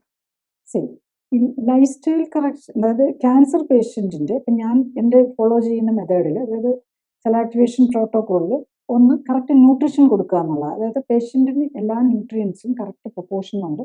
അത് നമ്മൾ കുറച്ച് ഡീറ്റെയിൽ ആയിട്ടുള്ള ടെസ്റ്റുകളും കൂടെ നോക്കിയിട്ടാണ് ഡിസൈഡ് ചെയ്യുന്നത് അവർക്ക് എന്തെങ്കിലും ഡെഫിഷ്യൻസീസ് ഉണ്ടോ. പിന്നെ ചില ഫുഡുകൾ അവർക്ക് പറ്റാത്തതായിരിക്കും, അപ്പോൾ അത് ഇൻഫ്ലമേറ്ററി ആണ്. ഇൻഫ്ലമേഷൻ ബാലൻസ് ചെയ്യുക എന്നുള്ളതാണ് നമ്മളുടെ ഒരു ഏത് ഇതിലാണെങ്കിലും ട്രീറ്റ്മെൻറ്റിൽ കറക്റ്റായിട്ട് പോകേണ്ടത്. അപ്പം ഇൻഫ്ലമേറ്ററി, നമുക്ക് ബോഡിയിൽ ഇൻഫ്ലമേഷൻ ഉണ്ടാകുന്ന ഫുഡാണെങ്കിൽ അത് നമ്മൾ ഒഴിവാക്കേണ്ടി വരും. പിന്നെ ഏറ്റവും പ്രധാനം ക്യാൻസർ സെല്ലിൻ്റെ കാര്യത്തിൽ ഒരു പ്രത്യേകത എന്താണെന്ന് വെച്ചാൽ അവർക്ക് വളരണമെങ്കിൽ ഗ്ലൂക്കോസ് വേണം. അതായത് കാർബോഹൈഡ്രേറ്റ് നമ്മൾ അരിയും ഗോതമ്പും ഒക്കെ ആണല്ലോ നമ്മൾ കഴിക്കുന്നതാണല്ലോ കാർബോഹൈഡ്രേറ്റ്, പഞ്ചസാരയൊക്കെ ഡൈജസ്റ്റ് ചെയ്ത് കഴിഞ്ഞാൽ ഗ്ലൂക്കോസ് ആയിട്ട് മാറും. ഈ ഗ്ലൂക്കോസ് ആണ് അവരുടെ ഫ്യൂവലും അതുപോലെ തന്നെ വളർച്ചയുടെ ബേസ് ആയിട്ട് മാറും. നമ്മളുടെ ബോഡി സാധാരണ ഫ്യൂവൽ ഗ്ലൂക്കോസ് ഉപയോഗിക്കുന്നത്, നോർമൽ സെൽസ് ഗ്ലൂക്കോസ് ഉപയോഗിക്കുന്നത് എനർജി യൂട്ടിലൈസേഷന് വേണ്ടിയിട്ടാണ്. നമ്മുടെ എനർജിയുടെ കറൻസി എന്ന് പറഞ്ഞു കഴിഞ്ഞാൽ ATP ആണ്. ഒരു ഗ്ലൂക്കോസ് മോളിക്യൂളിനെ കംപ്ലീറ്റ് റെസ്പിറേറ്ററി സിസ്റ്റത്തിൽ യൂസ് ചെയ്ത് കഴിഞ്ഞാൽ 32 33 ATP കിട്ടും, നമ്മുടെ നോട്ട് കിട്ടുന്ന പോലെ. പക്ഷേ ക്യാൻസർ സെൽസ് എന്താ ചെയ്യുന്നതെന്ന് ചോദിച്ചാൽ ഇതിനെ ഒരു സ്പെഷ്യൽ ഫോർമാറ്റ്, ഒരു പൈറുവേറ്റ് സൈക്കിൾ, ഒരു പാർഷ്യലി മാത്രമേ ഉപയോഗിക്കുകയുള്ളൂ. അപ്പോൾ അവിടെ 2 ATP കിട്ടുള്ളൂ. അത് കഴിഞ്ഞിട്ട് ബാക്കിയുള്ളതെന്ന് വെച്ചാൽ അവരുടെ ഗ്രോത്തിന് വേണ്ടിയിട്ട് ഉപയോഗിക്കും. അതാണ് ക്യാൻസർ സെല്ലിൻ്റെ ഒരു പ്രത്യേക കഴിവ്. അത് ആ നമ്മുടെ ബോഡിയിലെ മൈറ്റോകോൺട്രിയയിൽ വരുന്ന ചേഞ്ചസ് ആണ്. മൈറ്റോകോൺട്രിയ ആക്ട് ചെയ്യുന്നില്ല എന്നല്ല, മൈറ്റോകോൺട്രിയ ഒരു പ്രത്യേക രീതിയിൽ ആക്ട് ചെയ്ത് ഇതിനെ ഇങ്ങനെ പ്രൊമോട്ട് ചെയ്യും. ക്യാൻസർ സെല്ലിനെ ഗ്രോത്തിനെ പ്രൊമോട്ട് ചെയ്യാനുള്ള ഒരു സാഹചര്യത്തിലേക്ക് കൊണ്ടുപോവുകയാണ് ചെയ്യുന്നത്. അപ്പം ഈ സാഹചര്യത്തിൽ നമ്മൾ അതാണ് ഏറ്റവും പ്രധാനമായിട്ട് ഉപയോഗിക്കേണ്ടത്. ക്ലിനിക്കലി സപ്പോർട്ടഡ് ലൈഫ് സ്റ്റൈൽ കറക്ഷനിൽ നമ്മൾ ഏറ്റവും പ്രധാനം അതിന് കൊടുക്കുന്നുണ്ട്. പക്ഷേ എല്ലാ പേഷ്യൻസും മനസ്സിലാക്കേണ്ട ഒരു കാര്യം അതാണ്, നമ്മുടെ കാർബോഹൈഡ്രേറ്റിൻ്റെ ഉപയോഗം കുറയ്ക്കുക. അതിൽ നമ്മളിപ്പം ഈവൻ ക്യാൻസറിൻ്റെ ഡയഗ്നോസിസിലും സ്റ്റേജിങ്ങിലും ഒക്കെ ഉപയോഗിക്കുന്ന ഏറ്റവും പ്രധാനമായിട്ടുള്ള ടെസ്റ്റ് പെറ്റ് സ്കാൻ ആണല്ലോ. പെറ്റ് സ്കാനിൽ ആക്ച്വലി എന്താ ചെയ്യുന്നത്, FDG, അതായത് ഫ്ലൂറോ ഡിയോക്സി ഗ്ലൂക്കോസ്, അതായത് റേഡിയോ ആക്റ്റീവ് ഗ്ലൂക്കോസിനെയാണ് നമ്മൾ ഇഞ്ചെക്ട് ചെയ്യുന്നത്. എന്നിട്ട് ഇത് എവിടെയൊക്കെയാണ് കൂടുതൽ ഈ ഗ്ലൂക്കോസ് ചെന്ന് പെടുന്നതെന്നാണ് നമുക്ക്. അപ്പം നമ്മളുടെ ക്യാൻസറിൻ്റെ ഗ്രോത്ത്, പ്രൈമറി ഗ്രോത്തിൽ എത്രയുണ്ട്, ഇത് വേറെ ലങ്സിലേക്കോ ലിവറിലേക്കോ ബ്രെയിനിലേക്കോ ഒക്കെ വന്നിട്ടുണ്ടോ എന്ന് അറിയാനും ഈ പെറ്റ് സ്കാനിന് നമ്മൾ സ്റ്റേജിങ്ങിൽ ഏത് സ്റ്റേജിലാണെന്ന് അറിയാനായിട്ട് ഉപയോഗിക്കുന്നതും ഡയഗ്നോസിസിന് ഉപയോഗിക്കുന്നതും ഈ സെയിം പ്രിൻസിപ്പിൾ വെച്ചാൽ. അപ്പം ഈ സെയിം പ്രിൻസിപ്പിൾ, അതായത് പെറ്റ് സ്കാനിന് ഉപയോഗിക്കുന്ന ഈ സെയിം പ്രിൻസിപ്പിളാണ് നമ്മൾ പ്രൈമറിയിൽ ഉപയോഗിക്കേണ്ടത്. അത് പക്ഷേ ഇപ്പം ആരും, എനിക്കറിയില്ല എന്തുകൊണ്ടാണ് ഓങ്കോളജിസ്റ്റൊക്കെ അത് ഉപയോഗിക്കാത്തതെന്ന്. ഞാൻ എപ്പോഴും അത്ഭുതപ്പെടാറുള്ള ഒരു കാര്യമാണ്. അതുപോലെ എല്ലാവരോടും പറയും നന്നായിട്ട് ചോറൊക്കെ ഉണ്ടോളാൻ. ക്ഷീണം വരും, കീമോതെറാപ്പി എടുക്കുമല്ലേ, എല്ലാവരും നന്നായിട്ട് ചോറും ചപ്പാത്തിയൊക്കെ കഴിക്കാൻ പറയും. ശരിക്കും അതുപോലെ ഫ്രൂട്ട്സൊക്കെ ഡൈജസ്റ്റ് ചെയ്ത് കഴിയുമ്പോഴേക്കും ഇതിലേക്കാണ് വരുന്നത്. അപ്പം ഒന്ന് നമ്മൾ ഏതൊക്കെ ഫുഡാണെന്ന് മനസ്സിലാക്കണം. പിന്നെ കാർബോഹൈഡ്രേറ്റ് കുറച്ചിട്ട് അതേ സമയത്ത് ന്യൂട്രീഷൻ എല്ലാം ഉണ്ടാവണം. അപ്പോൾ ഇങ്ങനെ വന്നു കഴിയുമ്പോഴേക്കും മിക്കവാറും ക്യാൻസർ പേഷ്യൻറ്റിനൊക്കെ ഡയബറ്റിക്കും ഹൈപ്പർടെൻസീവും മറ്റ് അസുഖങ്ങളും ഉണ്ടാവും. ഡയബറ്റിസ് കൺട്രോൾ ചെയ്യുന്നത് തന്നെ ഭയങ്കര ബെനിഫിഷ്യലാണ് ക്യാൻസർ കൺട്രോളിന്. കാരണം ടൈപ്പ് 2 ഡയബറ്റീസിൽ ഇൻസുലിൻ കൂടുതലായിരിക്കും. അതിനൊരു പല മെക്കാനിസംസ് ഉണ്ട് അത് ചെയ്യുന്നത്. ഇൻസുലിൻ ശരിക്കും ക്യാൻസർ പ്രൊമോട്ട് ചെയ്യും. അപ്പോൾ അതാണ് നമ്മൾ മനസ്സിലാക്കേണ്ടത്. അപ്പോൾ അതിന് ഈ കോംപ്ലിക്കേറ്റഡ് ആൻഡ് വെരി സയന്റിഫിക്കലി പറഞ്ഞു കഴിഞ്ഞാൽ ഒത്തിരി പറയാനുണ്ട്. അതുകൊണ്ട് ഞാൻ അതിൻ്റെ അത്ര ഡീറ്റെയിലേക്ക് പോകുന്നില്ല. അപ്പോൾ ഈ പറഞ്ഞതിൽ നിന്ന് ഒരു കാര്യമുള്ളത്, ഈ ഇൻസുലിൻ ബോഡിയിൽ കൂടുതലാണെങ്കിൽ, ശരീരത്തിൽ ഇൻസുലിൻ കൂടുതലാണെങ്കിൽ, അല്ലെങ്കിൽ ഇൻസുലിൻ റെസിസ്റ്റൻസ് കൂടുതലാണെങ്കിൽ അത് ശരിക്കും ഈ ക്യാൻസറിനെ ഡെവലപ്പ് ചെയ്യാനും സഹായിക്കുമെന്നും, പിന്നെ ഇൻസുലിൻ ഡയറക്റ്റ്ലി ക്യാൻസർ ഗ്രോത്തിനെ പ്രൊമോട്ട് ചെയ്യുമെന്നുള്ള രീതിയിലാണല്ലോ ഇപ്പം കാണുന്നത്. അപ്പോൾ ഈ ക്യാൻസർ വന്നു അല്ലെങ്കിൽ ക്യാൻസർ ഉണ്ട് എന്ന് അറിഞ്ഞു കഴിഞ്ഞാൽ ആ കാര്യത്തിൽ ശരിക്കും എന്താണ് പ്രാക്ടിക്കലി ചെയ്യേണ്ടത്? നമ്മൾ ക്യാൻസർ പ്രിവെൻഷൻ ആഗ്രഹിക്കുന്നവരോ, എനിക്ക് ക്യാൻസർ വരരുതെന്ന് ആഗ്രഹിക്കുന്നവരോ, അതുപോലെ ഇപ്പോൾ ക്യാൻസർ ഉണ്ടെന്ന് സംശയിക്കുകയോ ചെയ്യുകയാണെങ്കിൽ തന്നെ നമ്മൾ ലൈഫ് സ്റ്റൈൽ കറക്റ്റ് ചെയ്യുക എന്നുള്ളതാണ്. അപ്പം ലൈഫ് സ്റ്റൈൽ കറക്റ്റ് ചെയ്ത് കഴിഞ്ഞാൽ diabetic patient, type 2 diabetic patient, അവരുടെ ഇൻസുലിൻ ലെവൽ മിക്കവാറും പേർക്കും കൂടുതലായിരിക്കും. ചെറിയൊരു പെർസെൻറ്റേജിന് നോർമൽ ഇൻസുലിൻ ലെവലായിരിക്കും. പക്ഷേ പ്രത്യേകിച്ച് ഒബേസിറ്റിയും ഇതുമൊക്കെ കൂടെ ഉള്ളവരോ, അല്ലെങ്കിൽ ഇൻസുലിൻ മിക്കവാറും മരുന്നുകൾ കഴിക്കുന്ന പല മരുന്നുകളും ഇൻസുലിൻ്റെ പ്രൊഡക്ഷൻ കൂട്ടുകയാണ് ചെയ്യുന്നത്. പിന്നെ നമ്മൾ പ്രൈമറിലി എടുക്കുന്ന ഇൻസുലിൻ ഇഞ്ചക്ഷൻ തന്നെയാണ്. ഇവരെല്ലാം ഇൻസുലിൻ ലെവൽ കൂടുതലായിരിക്കും. ഇൻസുലിൻ്റെ ഒരു പ്രത്യേകത എന്താണെന്ന് ചോദിച്ചു കഴിഞ്ഞ് കഴിഞ്ഞാൽ, ഇൻസുലിൻ നമ്മുടെ ഇമ്മ്യൂൺ സിസ്റ്റത്തെ സപ്രസ് ചെയ്യും. അതാണ് നമ്മൾ ഈ ഫാസ്റ്റിംഗ് എടുക്കുക, ഒരു നേരം എടുക്കുക, ഒരു നേരം മാത്രം ഫുഡ് കഴിക്കുക, ഫാസ്റ്റിംഗ് എടുക്കുക, ഇതിൻ്റെയൊക്കെ ബെനിഫിറ്റ് ആ രീതിയിലാണ് വരുന്നത്. അപ്പം നമ്മൾ ഈ ഇതെടുത്ത് കഴിയുമ്പോഴേക്കും നമ്മുടെ ഇൻസുലിൻ്റെ അളവ് കുറയും. അപ്പം ഇൻസുലിൻ്റെ അളവ് നമ്മൾ പക്ഷേ ഡയബറ്റിക് പേഷ്യൻറ്റിന് നമ്മൾ ഇൻസുലിൻ്റെ അളവ് എപ്പോഴും കൂടിയിരിക്കും. അപ്പോൾ അവർക്ക് ക്യാൻസർ വരാനുള്ള ചാൻസ് കൂടുതലാണ്. അവർക്ക് ഓൾറെഡി ക്യാൻസർ വരാനുള്ള ചാൻസ് കൂടുതലാണ്. അങ്ങനെ അവർക്ക് ക്യാൻസർ വന്നു. അതിൻ്റെ കൂടെ ഈ ക്യാൻസർ ട്രീറ്റ്മെൻറ്റിൻ്റെ ഒപ്പം തന്നെ കീമോതെറാപ്പിയും ഈ ഗുളികകളും എല്ലാം കഴിച്ചുകൊണ്ടിരിക്കുകയാണ്. അപ്പം നാച്ചുറലി അവരുടെ ഇൻസുലിൻ ലെവൽ കൂടുതലായിരിക്കും. അപ്പോൾ അവരുടെ ഇമ്മ്യൂൺ സിസ്റ്റം പ്രോപ്പർലി വർക്ക് ചെയ്യുന്നില്ല. വർക്ക് ചെയ്യാതെ എന്തുകൊണ്ടാണ്? നമ്മൾ ഫാഗോസൈറ്റോസിസ് എന്ന് പറഞ്ഞൊരു പ്രോസസ്സ് ഉണ്ട്. അതായത് നമ്മളുടെ അബ്നോർമൽ സെൽസിനെ കളയുന്നത്. അത് ക്യാൻസർ ബാധിച്ചതാണെങ്കിലും ഇൻഫെക്ഷൻ ബാധിച്ച സെല്ലുകളെ ആണെങ്കിലും അതിനെ എടുത്ത് നശിപ്പിച്ച് അതിന് പകരം പുതിയ സെല്ലുകളെ ഇമ്മ്യൂൺ സിസ്റ്റം ഉണ്ടാക്കുകയാണ് ചെയ്യുന്നത്.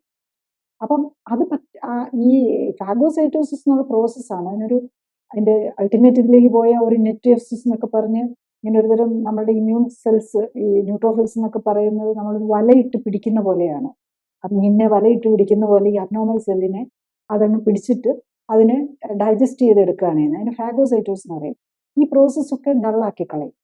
അപ്പം അതുകൊണ്ട് തന്നെ ഒരു ക്യാൻസർ പേഷ്യൻ്റ് വന്നവരാണെങ്കിലും ക്യാൻസർ വരാതിരിക്കാൻ ആഗ്രഹിക്കുന്നവരും ഓൾറെഡി ക്യാൻസർ ട്രീറ്റ്മെൻറ്റിലുള്ളവർക്കും ഒക്കെ വളരെ ഇഫക്റ്റീവായിട്ട് നമുക്ക് ഇൻസുലിൻ റെസിസ്റ്റൻസ് ഉള്ളവർക്ക് പലരുടെയും നമ്മൾ ഇൻസുലിൻ ലെവലൊന്ന് നോക്കുക. ഇൻസുലിൻ ലെവൽ ഹൈ ആണെങ്കിൽ ഡെഫിനറ്റ്ലി നമ്മൾ ഇൻസുലിൻ ലെവൽ കുറയ്ക്കാനാണ് ഏറ്റവും പ്രൈമറി ഇമ്പോർട്ടൻസ് കൊടുക്കേണ്ടത്.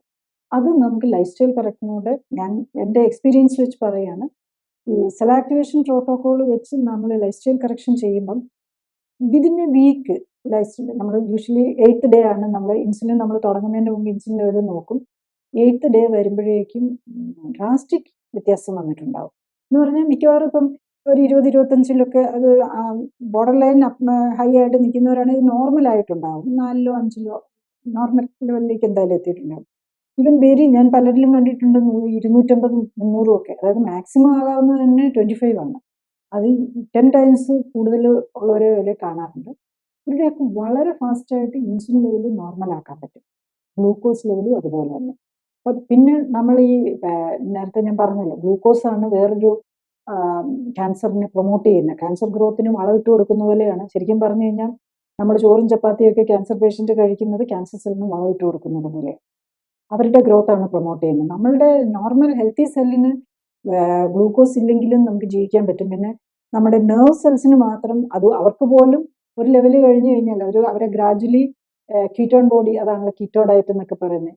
കീറ്റോ ഡയറ്റിലേക്ക് കൊണ്ടുപോയി കീറ്റോൺ ബോഡീസ് വെച്ച് നെർവ് സെല്ലിന് പോലും വളരാൻ പറ്റും. അതാണ് നമ്മുടെ ഈ എപ്പിലെപ്സിയിൽ ഇങ്ങനെ റെസിസ്റ്റന്റ് ആയിട്ടുള്ള എപ്പിലെപ്സി പേഷ്യൻസിനൊക്കെ കീറ്റോ ഡയറ്റ്, അങ്ങനെയാണ് ഈ കീറ്റോ ഡയറ്റ് എന്നുള്ളത് ഡെവലപ്പ് ചെയ്തത് തന്നെ എപ്പിലെപ്സി കൺട്രോൾ ചെയ്യാൻ പറ്റാത്ത എപ്പിലെപ്സി പേഷ്യൻറ്റിന് വേണ്ടിയിട്ടാണ് ഇത് ഡെവലപ്പ് ചെയ്തത്.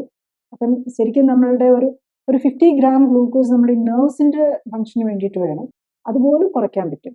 സോ നമ്മളുടെ നോർമൽ സെല്ല് ഗ്ലൂക്കോസ് ഇല്ലാതെയും ജീവിക്കും. അപ്പം നമ്മൾ ആ ഗ്ലൂക്കോസ് അങ്ങ് കട്ട് ചെയ്തിട്ട് അല്ലാത്ത രീതിയിലുള്ള നമ്മുടെ ബോഡിയെ ഡെവലപ്പ് ചെയ്യിപ്പിക്കുക, നമ്മളെ അതിനെക്കുറിച്ച് പ്രാപ്തരാക്കുകയാണ് നമ്മുടെ മറ്റ് സെല്ലുകളെ. ഗ്രാജുവലി വിതിൻ വീക്ക് ഓർ 2 അത് സാധിക്കുന്നതേ ഉള്ളൂ. അതാണ് ഈ ക്യാൻസർ പേഷ്യൻസിന് ഈ life style correction, clinically supported life style correction വെച്ച് നമ്മൾ ചെയ്യുന്നതിൻ്റെ പ്രിൻസിപ്പിൾ അതാണ് വരുന്നത്. പിന്നെ അതിൻ്റെ കൂടെ നമ്മൾ ഏറ്റവും ഒപ്റ്റിമൽ ഫുഡ് ഏതാണെന്ന് നോക്കി, പിന്നെ എക്സസൈസും. ഇപ്പം സിക്ക് പേഷ്യൻ്റ് ആയിരിക്കും, അവർക്ക് ഒത്തിരി വലിയ എക്സസൈസ് ജിമ്മിൽ പോയൊന്നും ചെയ്യാനൊന്നും പറ്റില്ല. അപ്പം ബെഡിൽ കിടന്ന് ഇരുന്നുമായിട്ട് ചെയ്യാവുന്ന എക്സസൈസ്, അത് നമ്മളുടെ മസിൽ, അതായത് ഈ പലപ്പോഴും ഈ കീമോതെറാപ്പി ഒക്കെ എടുക്കുമ്പോൾ മസിൽ ലോസ് ഭയങ്കര കൂടുതലായിരിക്കും. നമ്മളുടെ ഇമ്മ്യൂൺ സിസ്റ്റത്തിൻ്റെ ഒരു റിസർവും കൂടെയാണ് മസിലും ബോണും. മസിലിനും ബോണിനും ഒരു കുറവും വരാതെ ഫാറ്റ് മാത്രം, ഇപ്പോൾ ഓവർ വെയിറ്റ് ഒക്കെ ഉള്ളവർക്കാണെങ്കിലും ഡയബറ്റിക് ആയിട്ടുള്ളവർക്കൊക്കെ ഫാറ്റ് ഒത്തിരി കൂടുതലായിരിക്കും. അപ്പോൾ ഫാറ്റിനെ മാത്രം റെഡ്യൂസ് ചെയ്ത് ബോണും മസിലും ഒക്കെ സ്ട്രെങ്തൻ ചെയ്തുകൊണ്ട് ഒരു ബോഡിയെ കറക്റ്റ് ചെയ്യുക, നമ്മുടെ ഇമ്മ്യൂൺ സിസ്റ്റത്തെ കറക്റ്റ് ചെയ്യുക, അതാണ് ഇതിനകത്ത് ഉദ്ദേശിക്കുന്നത്. മസിൽസിനെ പറ്റി പറഞ്ഞല്ലോ. അപ്പോൾ ഈ ലൈഫ് സ്റ്റൈൽ കറക്ഷനിൽ കൂടെ ആ മസിലിൻ്റെ മാസ് മെയിൻറ്റെയിൻ ചെയ്യാനും അല്ലെങ്കിൽ കുറച്ച് ഇമ്പ്രൂവ് ചെയ്യാനും ഒക്കെ ശ്രമിക്കുമെന്ന് പറഞ്ഞു. അപ്പം അത് വളരെ ഇമ്പോർട്ടൻ്റ് ആണ് ഫോർ ക്യാൻസർ ട്രീറ്റ്മെൻറ്റ് സപ്പോർട്ടും റിക്കവറി എന്ന് പറയുന്നു. അതുപോലെ തന്നെ ഈ ഫുഡിൻ്റെ കാര്യത്തിൽ പലപ്പോഴും കേൾക്കുന്നത് ഈ നട്ട്സ് കഴിക്കുന്നത് എന്തോ ഭയങ്കര ഒരു പ്ലസ് പോയിൻ്റ് ആയിട്ടാണ്. അപ്പം എല്ലാ ടൈപ്പ് നട്ട്സും, ബദാമും കാഷ്യൂവും, അങ്ങനെ എല്ലാ നട്ട്സും വളരെ യൂസ്ഫുൾ ആണെന്ന് പറയും. അപ്പോൾ ഇതിനെപ്പറ്റി എന്താണ് അറിയേണ്ടത്? ഇപ്പം എല്ലാവരും ചിന്തിക്കുന്നുണ്ടാവുമോ, ഗ്ലൂക്കോസ് പറ്റില്ല, അത് കാർബ് പറ്റില്ല, എന്നാൽ പിന്നെ നട്ട്സ് കഴിച്ചേക്കാം, അതാണെങ്കിൽ പിന്നെ ഗ്ലൂക്കോസ് ഇല്ലല്ലോ എന്ന് കരുതും. ഗ്ലൂക്കോസ് ഇല്ല, ശരിയാണ്. പക്ഷെ നട്ട്സിൻ്റെ ഒരു പ്രോബ്ലം എന്താണെന്ന് ചോദിച്ചു കഴിഞ്ഞാൽ, നമ്മൾ സാധാരണ കാണുന്ന കശുവണ്ടി, കപ്പലണ്ടി, ബദാം, പിസ്ത, ഇതിലെല്ലാം ഒമേഗ, ഈ ഫാറ്റ് എന്ന് പറയും omega-3, omega-6, omega-9 saturated fat, ഈ 4 തരമാണ് ഫാറ്റ്. അതിൽ omega-3 omega-6 ആണ് നമ്മളുടെ ഇമ്മ്യൂണിറ്റി കൺട്രോൾ ചെയ്യുന്നത്. ഇമ്മ്യൂണിറ്റി കൺട്രോൾ ചെയ്യുന്ന പറഞ്ഞാൽ നമ്മുടെ ബോഡിയെ തന്നെ കൺട്രോൾ ചെയ്യുന്നത്. നമ്മൾ കരുതും ഏറ്റവും പ്രോട്ടീൻ ഉള്ളതാണ്, ഇപ്പം എപ്പോഴും എല്ലാവരും കൊടുക്കുന്ന പ്രോട്ടീൻ റിച്ച് ഫുഡാണ്, എല്ലായ്പ്പോഴും സപ്ലിമെൻറ്റ്സ് കൊടുക്കുന്നു, പ്രോട്ടീനാണ് സപ്ലിമെൻറ്റ് കൊടുക്കുന്നത്. പിന്നെ omega-3 വേണ്ടിയിട്ട് നമ്മളൊരു ഫിഷ് ഓയിൽ ഒക്കെ എടുക്കും, അത്രയേ ഉള്ളൂ നമ്മുടെ omega-3 കാര്യത്തിൽ ചെയ്യുന്നത്. ബേസിക്കലി ഈ നട്ട്സിനകത്തെല്ലാം നമ്മൾ ഇപ്പം ഈ കശുവണ്ടി, ബദാമൊക്കെ എടുത്തു കഴിഞ്ഞാൽ അതിൽ കൂടുതലും omega-6 ആണ്. omega-6 ഉണ്ട്, omega-9 ഉണ്ട്, സാച്ചുറേറ്റഡ് ഫാറ്റ് ഉണ്ട്. omega-3 അതിലില്ല. അപ്പം omega-3 ആൻറ്റി ഇൻഫ്ലമേറ്ററി ആണ്, omega-6 ഇൻഫ്ലമേറ്ററി. അപ്പം ഈ രോഗങ്ങളെല്ലാം ഇൻഫ്ലമേഷൻ കൂടുകയാണ് ചെയ്യുന്നത്. ഇൻഫ്ലമേറ്ററി ഡിസീസസ് എന്നാണ് ഇതിനെല്ലാം പേര് തന്നെ. അതായത് നമ്മുടെ ഇമ്മ്യൂൺ സിസ്റ്റം ഓവർ ആക്റ്റീവ് ആണ്. നമ്മുടെ ഇമ്മ്യൂൺ സിസ്റ്റം അതാണ് നീർക്കെട്ട്, ഇപ്പം മിക്കവാറും ഉള്ള ഈ അസുഖങ്ങളെല്ലാം ഇൻഫ്ലമേറ്ററി ഡിസോർഡേഴ്സ് എന്നാണ് പറയുന്നത്. എന്നിട്ട് നമ്മൾ കഴിക്കുന്ന മരുന്നുകളോ എല്ലാം ഈ ഇമ്മ്യൂൺ സിസ്റ്റത്തെ ബ്ലോക്ക് ചെയ്യാനുള്ള മരുന്നുകളാണ്. ഇപ്പം നമ്മൾ ആസ്മയ്ക്ക് എടുക്കുന്ന മരുന്നാണേലും, നമ്മൾ എടുക്കുന്ന പെയിൻ കില്ലേഴ്സ് ആണേലും, ഈ കീമോതെറാപ്യൂട്ടിക് ഏജൻസിൽ പല മരുന്ന്, കീമോതെറാപ്പി ചിലതൊക്കെ ഡയറക്റ്റ്ലി പോയി മറ്റേ ഇതിലാണ്. എന്നാൽ ഇതിൻ്റെ എല്ലാം ഫൈനൽ പാത്വേ എന്ന് പറയുന്നത് ഈ omega-3 and 6 പാത്വേയാണ്. അതിനൊരു C20 കാർബൺ പാത്വേ എന്ന് പറയും. അതിലാണ് ഈ മരുന്നുകളെല്ലാം ആക്ട് ചെയ്യുന്നത്. അപ്പം നമുക്ക് ശരിക്കും പറഞ്ഞു കഴിഞ്ഞാൽ, ഞാൻ ഈ clinically supported life style correction develop ചെയ്യാൻ തന്നെ അതിൻ്റെ ഏറ്റവും ഇതായിട്ടുള്ള ഐഡിയ വരുന്നത് തന്നെ ഈ omega-3-6 പാത്വേ വെച്ചിട്ടാണ്. നമ്മൾ ഈ എല്ലാ മരുന്നുകളും omega-6 ബ്ലോക്ക് ചെയ്യാം. നമ്മൾ omega-6 കൂടുതലുള്ള കശുവണ്ടിയും, കപ്പലണ്ടിയും, ബദാമും ഒക്കെ കഴിച്ചുകൊണ്ടിരിക്കും. എന്നിട്ട് നമ്മൾ അതിനെ ബ്ലോക്ക് ചെയ്യാനായിട്ടുള്ള മരുന്നുകളും കഴിക്കും. ഈ BP ആയിട്ടും, ഇപ്പോൾ ഹൈപ്പർ ടെൻഷനും ഹാർട്ട് ഡിസീസും ഒക്കെ ആയിട്ടും, നമ്മൾ ഹൈപ്പർ ടെൻഷനും ഹാർട്ട് ഡിസീസിലും ഒക്കെ പറയും നട്ട്സ് നല്ലതാണെന്നും പറഞ്ഞ് കഴിക്കും. എന്നിട്ട് നമ്മൾ അതിനെ ബ്ലോക്ക് ചെയ്യാനുള്ള മരുന്നാണ് കഴിച്ചുകൊണ്ടിരിക്കുന്നത്. അപ്പം എന്തുകൊണ്ട് അങ്ങനെയാണെങ്കിൽ ഈ omega-3, 6 ബാലൻസ് ചെയ്തുകൂടാന്നുള്ളത്. അപ്പം ബേസിക്കലി ബാക്കിയുള്ള ന്യൂട്രീഷൻ കൊടുക്കുന്ന പോലെ തന്നെ ഈ സെൽ ആക്ടിവേഷൻ പ്രോട്ടോകോൾ, നമ്മുടെ ഈ ക്ലിനിക്കലി സപ്പോർട്ടഡ് ലൈഫ് സ്റ്റൈൽ കറക്ഷനിൽ ഞാൻ ഫോളോ ചെയ്യുന്ന സെൽ ആക്ടിവേഷൻ പ്രോട്ടോകോളിൽ omega-3, 6 ബാലൻസ് ചെയ്യാനാണ് ഫുഡിലും അതുപോലെ നമ്മുടെ ബോഡിയിലെ സ്റ്റോർഡ് ഫാറ്റിലും. അങ്ങനെ ഇമ്മ്യൂണിറ്റിയെ ബാലൻസ് ചെയ്യുകയാണ് ചെയ്യേണ്ടത്. ഇൻഫ്ലമേഷൻ എന്ന് പറഞ്ഞാൽ നമ്മുടെ ഡിഫൻസ് ആക്ടിവിറ്റിയാണ്. ആൻറ്റി ഇൻഫ്ലമേഷൻ എന്ന് പറഞ്ഞു കഴിഞ്ഞാൽ നമ്മളുടെ ഹീലിംഗ് ആക്ടിവിറ്റിയാണ്, പുതിയതായിട്ട് ഉണ്ടാക്കുന്നത്. അപ്പം നമ്മൾ ഈ ആൻറ്റി ഇൻഫ്ലമേറ്ററി മരുന്നുകൾ എടുത്ത് നമ്മൾ ഇൻഫ്ലമേഷനെ കുറച്ച് വേദനയൊക്കെ കുറയ്ക്കാൻ നോക്കുമ്പോൾ, ബുദ്ധിമുട്ടുകളും ഇതൊക്കെ കുറയ്ക്കാൻ നോക്കുമ്പോൾ നമ്മുടെ ഇതെല്ലാം ഒരു പാരലൽ പാത്വേ ആയിട്ട് പോകുന്നത്. നമ്മുടെ ഹീലിംഗ് പാത്വേയും കൂടെ ബ്ലോക്ക് ചെയ്യും. അതുകൊണ്ടാണ് നമ്മൾ ഈ പെയിൻ കില്ലേഴ്സ് ഒക്കെ കൂടുതൽ എടുത്തു കഴിഞ്ഞാൽ ഹീലിംഗ് വരാതെ ഇരിക്കും, പ്രത്യേകിച്ച് മുറിവൊക്കെ ഉണങ്ങാൻ താമസം വരും എന്ന് പറയുന്നത്. അപ്പോൾ ആ ആസ്പെക്റ്റും കൂടെയാണ് നമ്മൾ ഈ സെൽ ആക്ടിവേഷൻ പ്രോട്ടോകോൾ വെച്ച് നമ്മൾ കറക്റ്റ് ചെയ്യാൻ നോക്കുന്നത്. അതുകൊണ്ടാണ് ഇത്ര ഫാസ്റ്റായിട്ടും ഇത്ര സപ്പോർട്ടീവായിട്ടും ഉള്ളൊരു റിസൾട്ട് വരുന്നതും അതുകൊണ്ടാണ്. ഈ ക്യാൻസേഴ്സിനെ പറ്റി പറയുമ്പോൾ ചില ക്യാൻസേഴ്സ് ഇങ്ങനെ കുറേ നാളത്തേക്ക് ഡോർമെൻ്റ് ആയിട്ട് കിടന്ന് വീണ്ടും അത് ആക്റ്റീവ് ആവുന്ന പോലെ വരും. അപ്പം പൊതുവെ പറയുന്നത് തിങ്കിങ് എന്താണെന്ന് വെച്ചാൽ ആ ക്യാൻസറിനെ എന്തോ രീതിയിൽ കൺട്രോൾഡ് ആയിട്ട് ബോഡിക്ക് കുറേ കാലം വെക്കാൻ പറ്റി. പിന്നെ ആ ബോഡിക്ക് ആ കൺട്രോൾ ചെയ്യാൻ പറ്റാത്ത ഒരു അവസ്ഥ വന്നപ്പോഴാണ് ആ ക്യാൻസർ വന്നത്. ശരിക്കും എന്താണ് സംഭവിക്കുന്നത്? ഇപ്പം നമ്മളൊരു ക്യാൻസർ വന്നു, അത് സർജറി ചെയ്തു, ഫുൾ ക്ലിയറൻസ് കിട്ടി, എന്നാലും സമാധാനത്തിന് വേണ്ടി കീമോയും റേഡിയേഷനും കൂടി എടുക്കും. ഞാൻ അതാണ് സാധാരണ കാണുന്നത്. 1 സെൻറ്റിമീറ്റർ അല്ലെങ്കിൽ 7 മില്ലിമീറ്റർ സൈസുള്ള ക്യാൻസർ ഗ്രോത്താണ്. അതിന് 2 സെൻറ്റിമീറ്റർ ക്ലിയറൻസും കിട്ടി, എന്നാലും കീമോതെറാപ്പി എടുക്കും അല്ലെങ്കിൽ റേഡിയേഷനെങ്കിലും എടുക്കും. അതിൻ്റെ കൂടെ നമ്മൾ പോയി ചിലപ്പം ഇനി ഇതിന് വരാൻ ചാൻസ് ഉണ്ടോ എന്ന് അറിയാൻ വേണ്ടിയിട്ട്, ഇപ്പോഴത്തെ ലേറ്റസ്റ്റ് ട്രീറ്റ്മെൻറ്റിൽ ഇതിന് ക്യാൻസർ ഇനി വരാൻ ചാൻസ് ഉണ്ടോ എന്ന് അറിയാൻ വേണ്ടിയിട്ടുള്ള ട്യൂമറിനെ വിട്ടിട്ടുള്ള ജെനറ്റിക് സ്റ്റഡി ചെയ്യും. അപ്പോൾ അതിനകത്ത് കുഴപ്പമുണ്ടെങ്കിൽ ആ ജെനറ്റിക് സ്റ്റഡിക്ക് തന്നെ ഒരു 2.5 ലക്ഷം മുതൽ 4 ലക്ഷം രൂപ വരെ വിലയുള്ള ടെസ്റ്റാണ് ചെയ്യുന്നത്. അതിനകത്ത് എന്തെങ്കിലും പ്രോബ്ലം ഉണ്ട്, ചാൻസ് കൂടുതലാണെന്ന് പറഞ്ഞു കഴിഞ്ഞാൽ പിന്നെ കീമോതെറാപ്പി ഓർ ഇമ്മ്യൂണോതെറാപ്പി അതിനനുസരിച്ചുള്ള കീമോതെറാപ്പി റേഡിയേഷൻ ഇതെടുക്കും. ഇനി ഒരു കുഴപ്പമില്ലെന്ന് പറഞ്ഞാലും റേഡിയേഷനും കൂടി എടുക്കും. നമ്മളൊരു കാര്യം ഓർക്കണം, radiation is known that cancer വരുത്താനുള്ള സാധ്യത കൂടുതലാണ്. നമ്മളുടെ ഒരു ബോഡി പാർട്ടിൽ ഇത് എടുത്തു കഴിഞ്ഞ് കഴിഞ്ഞാൽ, നമ്മൾ ബ്രസ്റ്റിനാണെങ്കിൽ ആ ബ്രസ്റ്റിന് മാത്രമല്ലല്ലോ, അതിൻ്റെ ചെസ്റ്റ് വാളിന് മുഴുവൻ ലങ്സിലേക്കും ഹാർട്ടിലേക്കും ഒക്കെ അതിൻ്റെ ഇമ്പാക്റ്റ് വരുന്നുണ്ട്. അപ്പം അവിടെയെല്ലാം ഇത് വരത്തെ നമ്മൾ 1 സെൻറ്റിമീറ്റർ ഉള്ള ക്യാൻസറിനും അതിൻ്റെ ചുറ്റുമുള്ള 2 സെൻറ്റിമീറ്റർ കൂടി എടുത്തു കഴിഞ്ഞിട്ടാണ് നമ്മൾ ഇത് കൊടുക്കുന്നത്, ഈ റേഡിയേഷനും കൂടി എടുക്കുന്നത്. അപ്പം അത് തന്നെ നമ്മളുടെ ക്യാൻസറിൻ്റെ ഇത് കൂട്ടുകയാണ് ചെയ്യുന്നത്, ഫ്യൂച്ചറിൽ വരാനുള്ളത്. ഉള്ളതിനെ കളയാനെന്ന് എഴുതിയായിരിക്കും നമ്മൾ ഈ കൊടുക്കുന്നത്. അതിൻ്റെ സത്യത്തിൽ ഞാൻ പലപ്പോഴും അതിൻ്റെ ലോജിക്ക് ആലോചിക്കാറുണ്ട്. അവിടെ ഒരു ക്യാൻസർ സെല്ലും ഇല്ല, പിന്നെ എന്തിനാണ് നമ്മളവിടെ കൊടുക്കുന്നത് എന്ന് പക്ഷേ ഇൻ്റർനാഷണൽ പ്രോട്ടോകോളിൽ അങ്ങനെയൊക്കെയാണ് കിടക്കുന്നത്. അതുകൊണ്ട് ഡോക്ടേഴ്സ് അങ്ങനെ തന്നെ ചെയ്തുകൊണ്ടിരിക്കുന്നുണ്ട്. പക്ഷേ എനിക്ക് അതിൻ്റെ ലോജിക്ക് ഇതുവരെ മനസ്സിലായിട്ടില്ല. നമുക്കൊരു ബ്രസ്റ്റ് ക്യാൻസർ ആണ്, നമുക്കത് പുറമേ നിന്ന് കാണാൻ, നമുക്ക് പാൽപ്പേറ്റ് ചെയ്താൽ തന്നെ അറിയാവുന്ന കാര്യമാണ് അവിടെ വല്ലതും ഉണ്ടോ എന്നുള്ളത്. ഇനിയില്ല, നമ്മൾ അൾട്രാസൗണ്ട് സ്കാൻ ഉണ്ട്, ഇതിനൊരു പെറ്റ് സ്കാൻ എടുത്ത് അതിനകത്ത് ക്ലിയർ ആണെന്നുണ്ടെങ്കിൽ പിന്നെ എന്തിന് നമ്മൾ നമ്മുടെ ക്യാൻസർ പോസിബിലിറ്റി കൂട്ടുന്ന ഒരു റേഡിയേഷൻ നമ്മൾ എടുക്കുന്നു എന്നുള്ള ഓരോ പേഷ്യൻറ്റും ചിന്തിക്കേണ്ട കാര്യമാണ്. കാരണം അവനവൻ്റെ ഇഷ്ടം അനുസരിച്ചും കൂടെയാണ് ട്രീറ്റ്മെൻറ്റ് കൊടുക്കുന്നത്. അപ്പോൾ ഡോക്ടേഴ്സിനോട് പറയുക ഇങ്ങനെ പ്രോട്ടോകോൾ ഉണ്ട്, പക്ഷേ ചില സ്ഥലങ്ങളിൽ ഇപ്പോൾ ഈ ക്യാൻസറിൻ്റെ ഒക്കെ കൊടുക്കാതെ നോക്കിയിട്ടുണ്ട്, അവർക്കും പ്രത്യേകിച്ച് കുഴപ്പമൊന്നും വരുന്നില്ല. പിന്നെ നമ്മൾ ഓർക്കണം, ഈ ജനറ്റിക് ടെസ്റ്റുകൾ ചെയ്യുന്ന ലാബുകളും അത് ഡെവലപ്പ് ചെയ്തിരിക്കുന്ന ലാബും ഈ ഇപ്പോഴത്തെ ലേറ്റസ്റ്റ് ഇമ്മ്യൂണോതെറാപ്പി, കാരണം ഇങ്ങനത്തെയൊക്കെ വരുന്ന വില കൂടിയ മെഡിസിൻസും വില കൂടിയ ടെസ്റ്റുകളും കഴിഞ്ഞിട്ട് ചെയ്യുന്ന മരുന്നുകളും മിക്കവാറും വെരി എക്സ്പെൻസീവ് മെഡിസിൻസ് ആയിരിക്കും. അത് ഇമ്മ്യൂണോതെറാപ്പി അല്ല ടാർഗറ്റഡ് തെറാപ്പി എന്നുള്ള ലെവലിലുള്ള മരുന്നുകളാണ്. ഇത് രണ്ടും ഈ ഡെവലപ്പ് ചെയ്യുന്നവരും മെഡിസിൻ ഡെവലപ്പ് ചെയ്യുന്നവരും ടെസ്റ്റ് ഡെവലപ്പ് ചെയ്യുന്നതും ഒരേ കമ്പനീസ് തന്നെയാണ്. അപ്പം അതിൻ്റെ കാര്യങ്ങളും കൂടെ അതിൻ്റെ പല മോട്ടീവ്സും എല്ലാം വരുന്നുണ്ട്, അതും കൂടെ മനസ്സിലാക്കണം. അപ്പം കംപ്ലീറ്റ് ഒരാൾക്ക് ക്ലിയർ ചെയ്യാൻ പറ്റിയെടുത്ത് വീണ്ടും നമ്മൾ കീമോതെറാപ്പിയോ റേഡിയേഷനോ ഒക്കെ എടുക്കുന്നത്. അതേസമയത്ത് അവിടെ റെസിഡ്യൂൽ ലീഷൻ ഉണ്ട്, ഒരു പെറ്റ് സ്കാൻ ചെയ്ത് നോക്കി റെസിഡ്യൂൽ ലീഷൻ ഉണ്ടെങ്കിൽ അതിനൊക്കെ ലോജിക്കുണ്ട്, ലോജിക്കലി ശരിയാ, കംപ്ലീറ്റ് ചെയ്തിട്ടില്ല. അപ്പം നമ്മൾ ഇമ്മ്യൂൺ സിസ്റ്റത്തിനെ സപ്പോർട്ട് ചെയ്യുകയാണ് ചെയ്യുന്നത്. പക്ഷേ ഇത് നമ്മൾ ഇമ്മ്യൂൺ സിസ്റ്റം നമ്മളുടെ ഇവിടുത്തെ ആ ഭാഗത്തെ നമ്മളുടെ ലിംഫ് നോഡ്സിനെയും എല്ലാം റേഡിയേറ്റ് ചെയ്തില്ലെന്നാക്കുകയാണ്.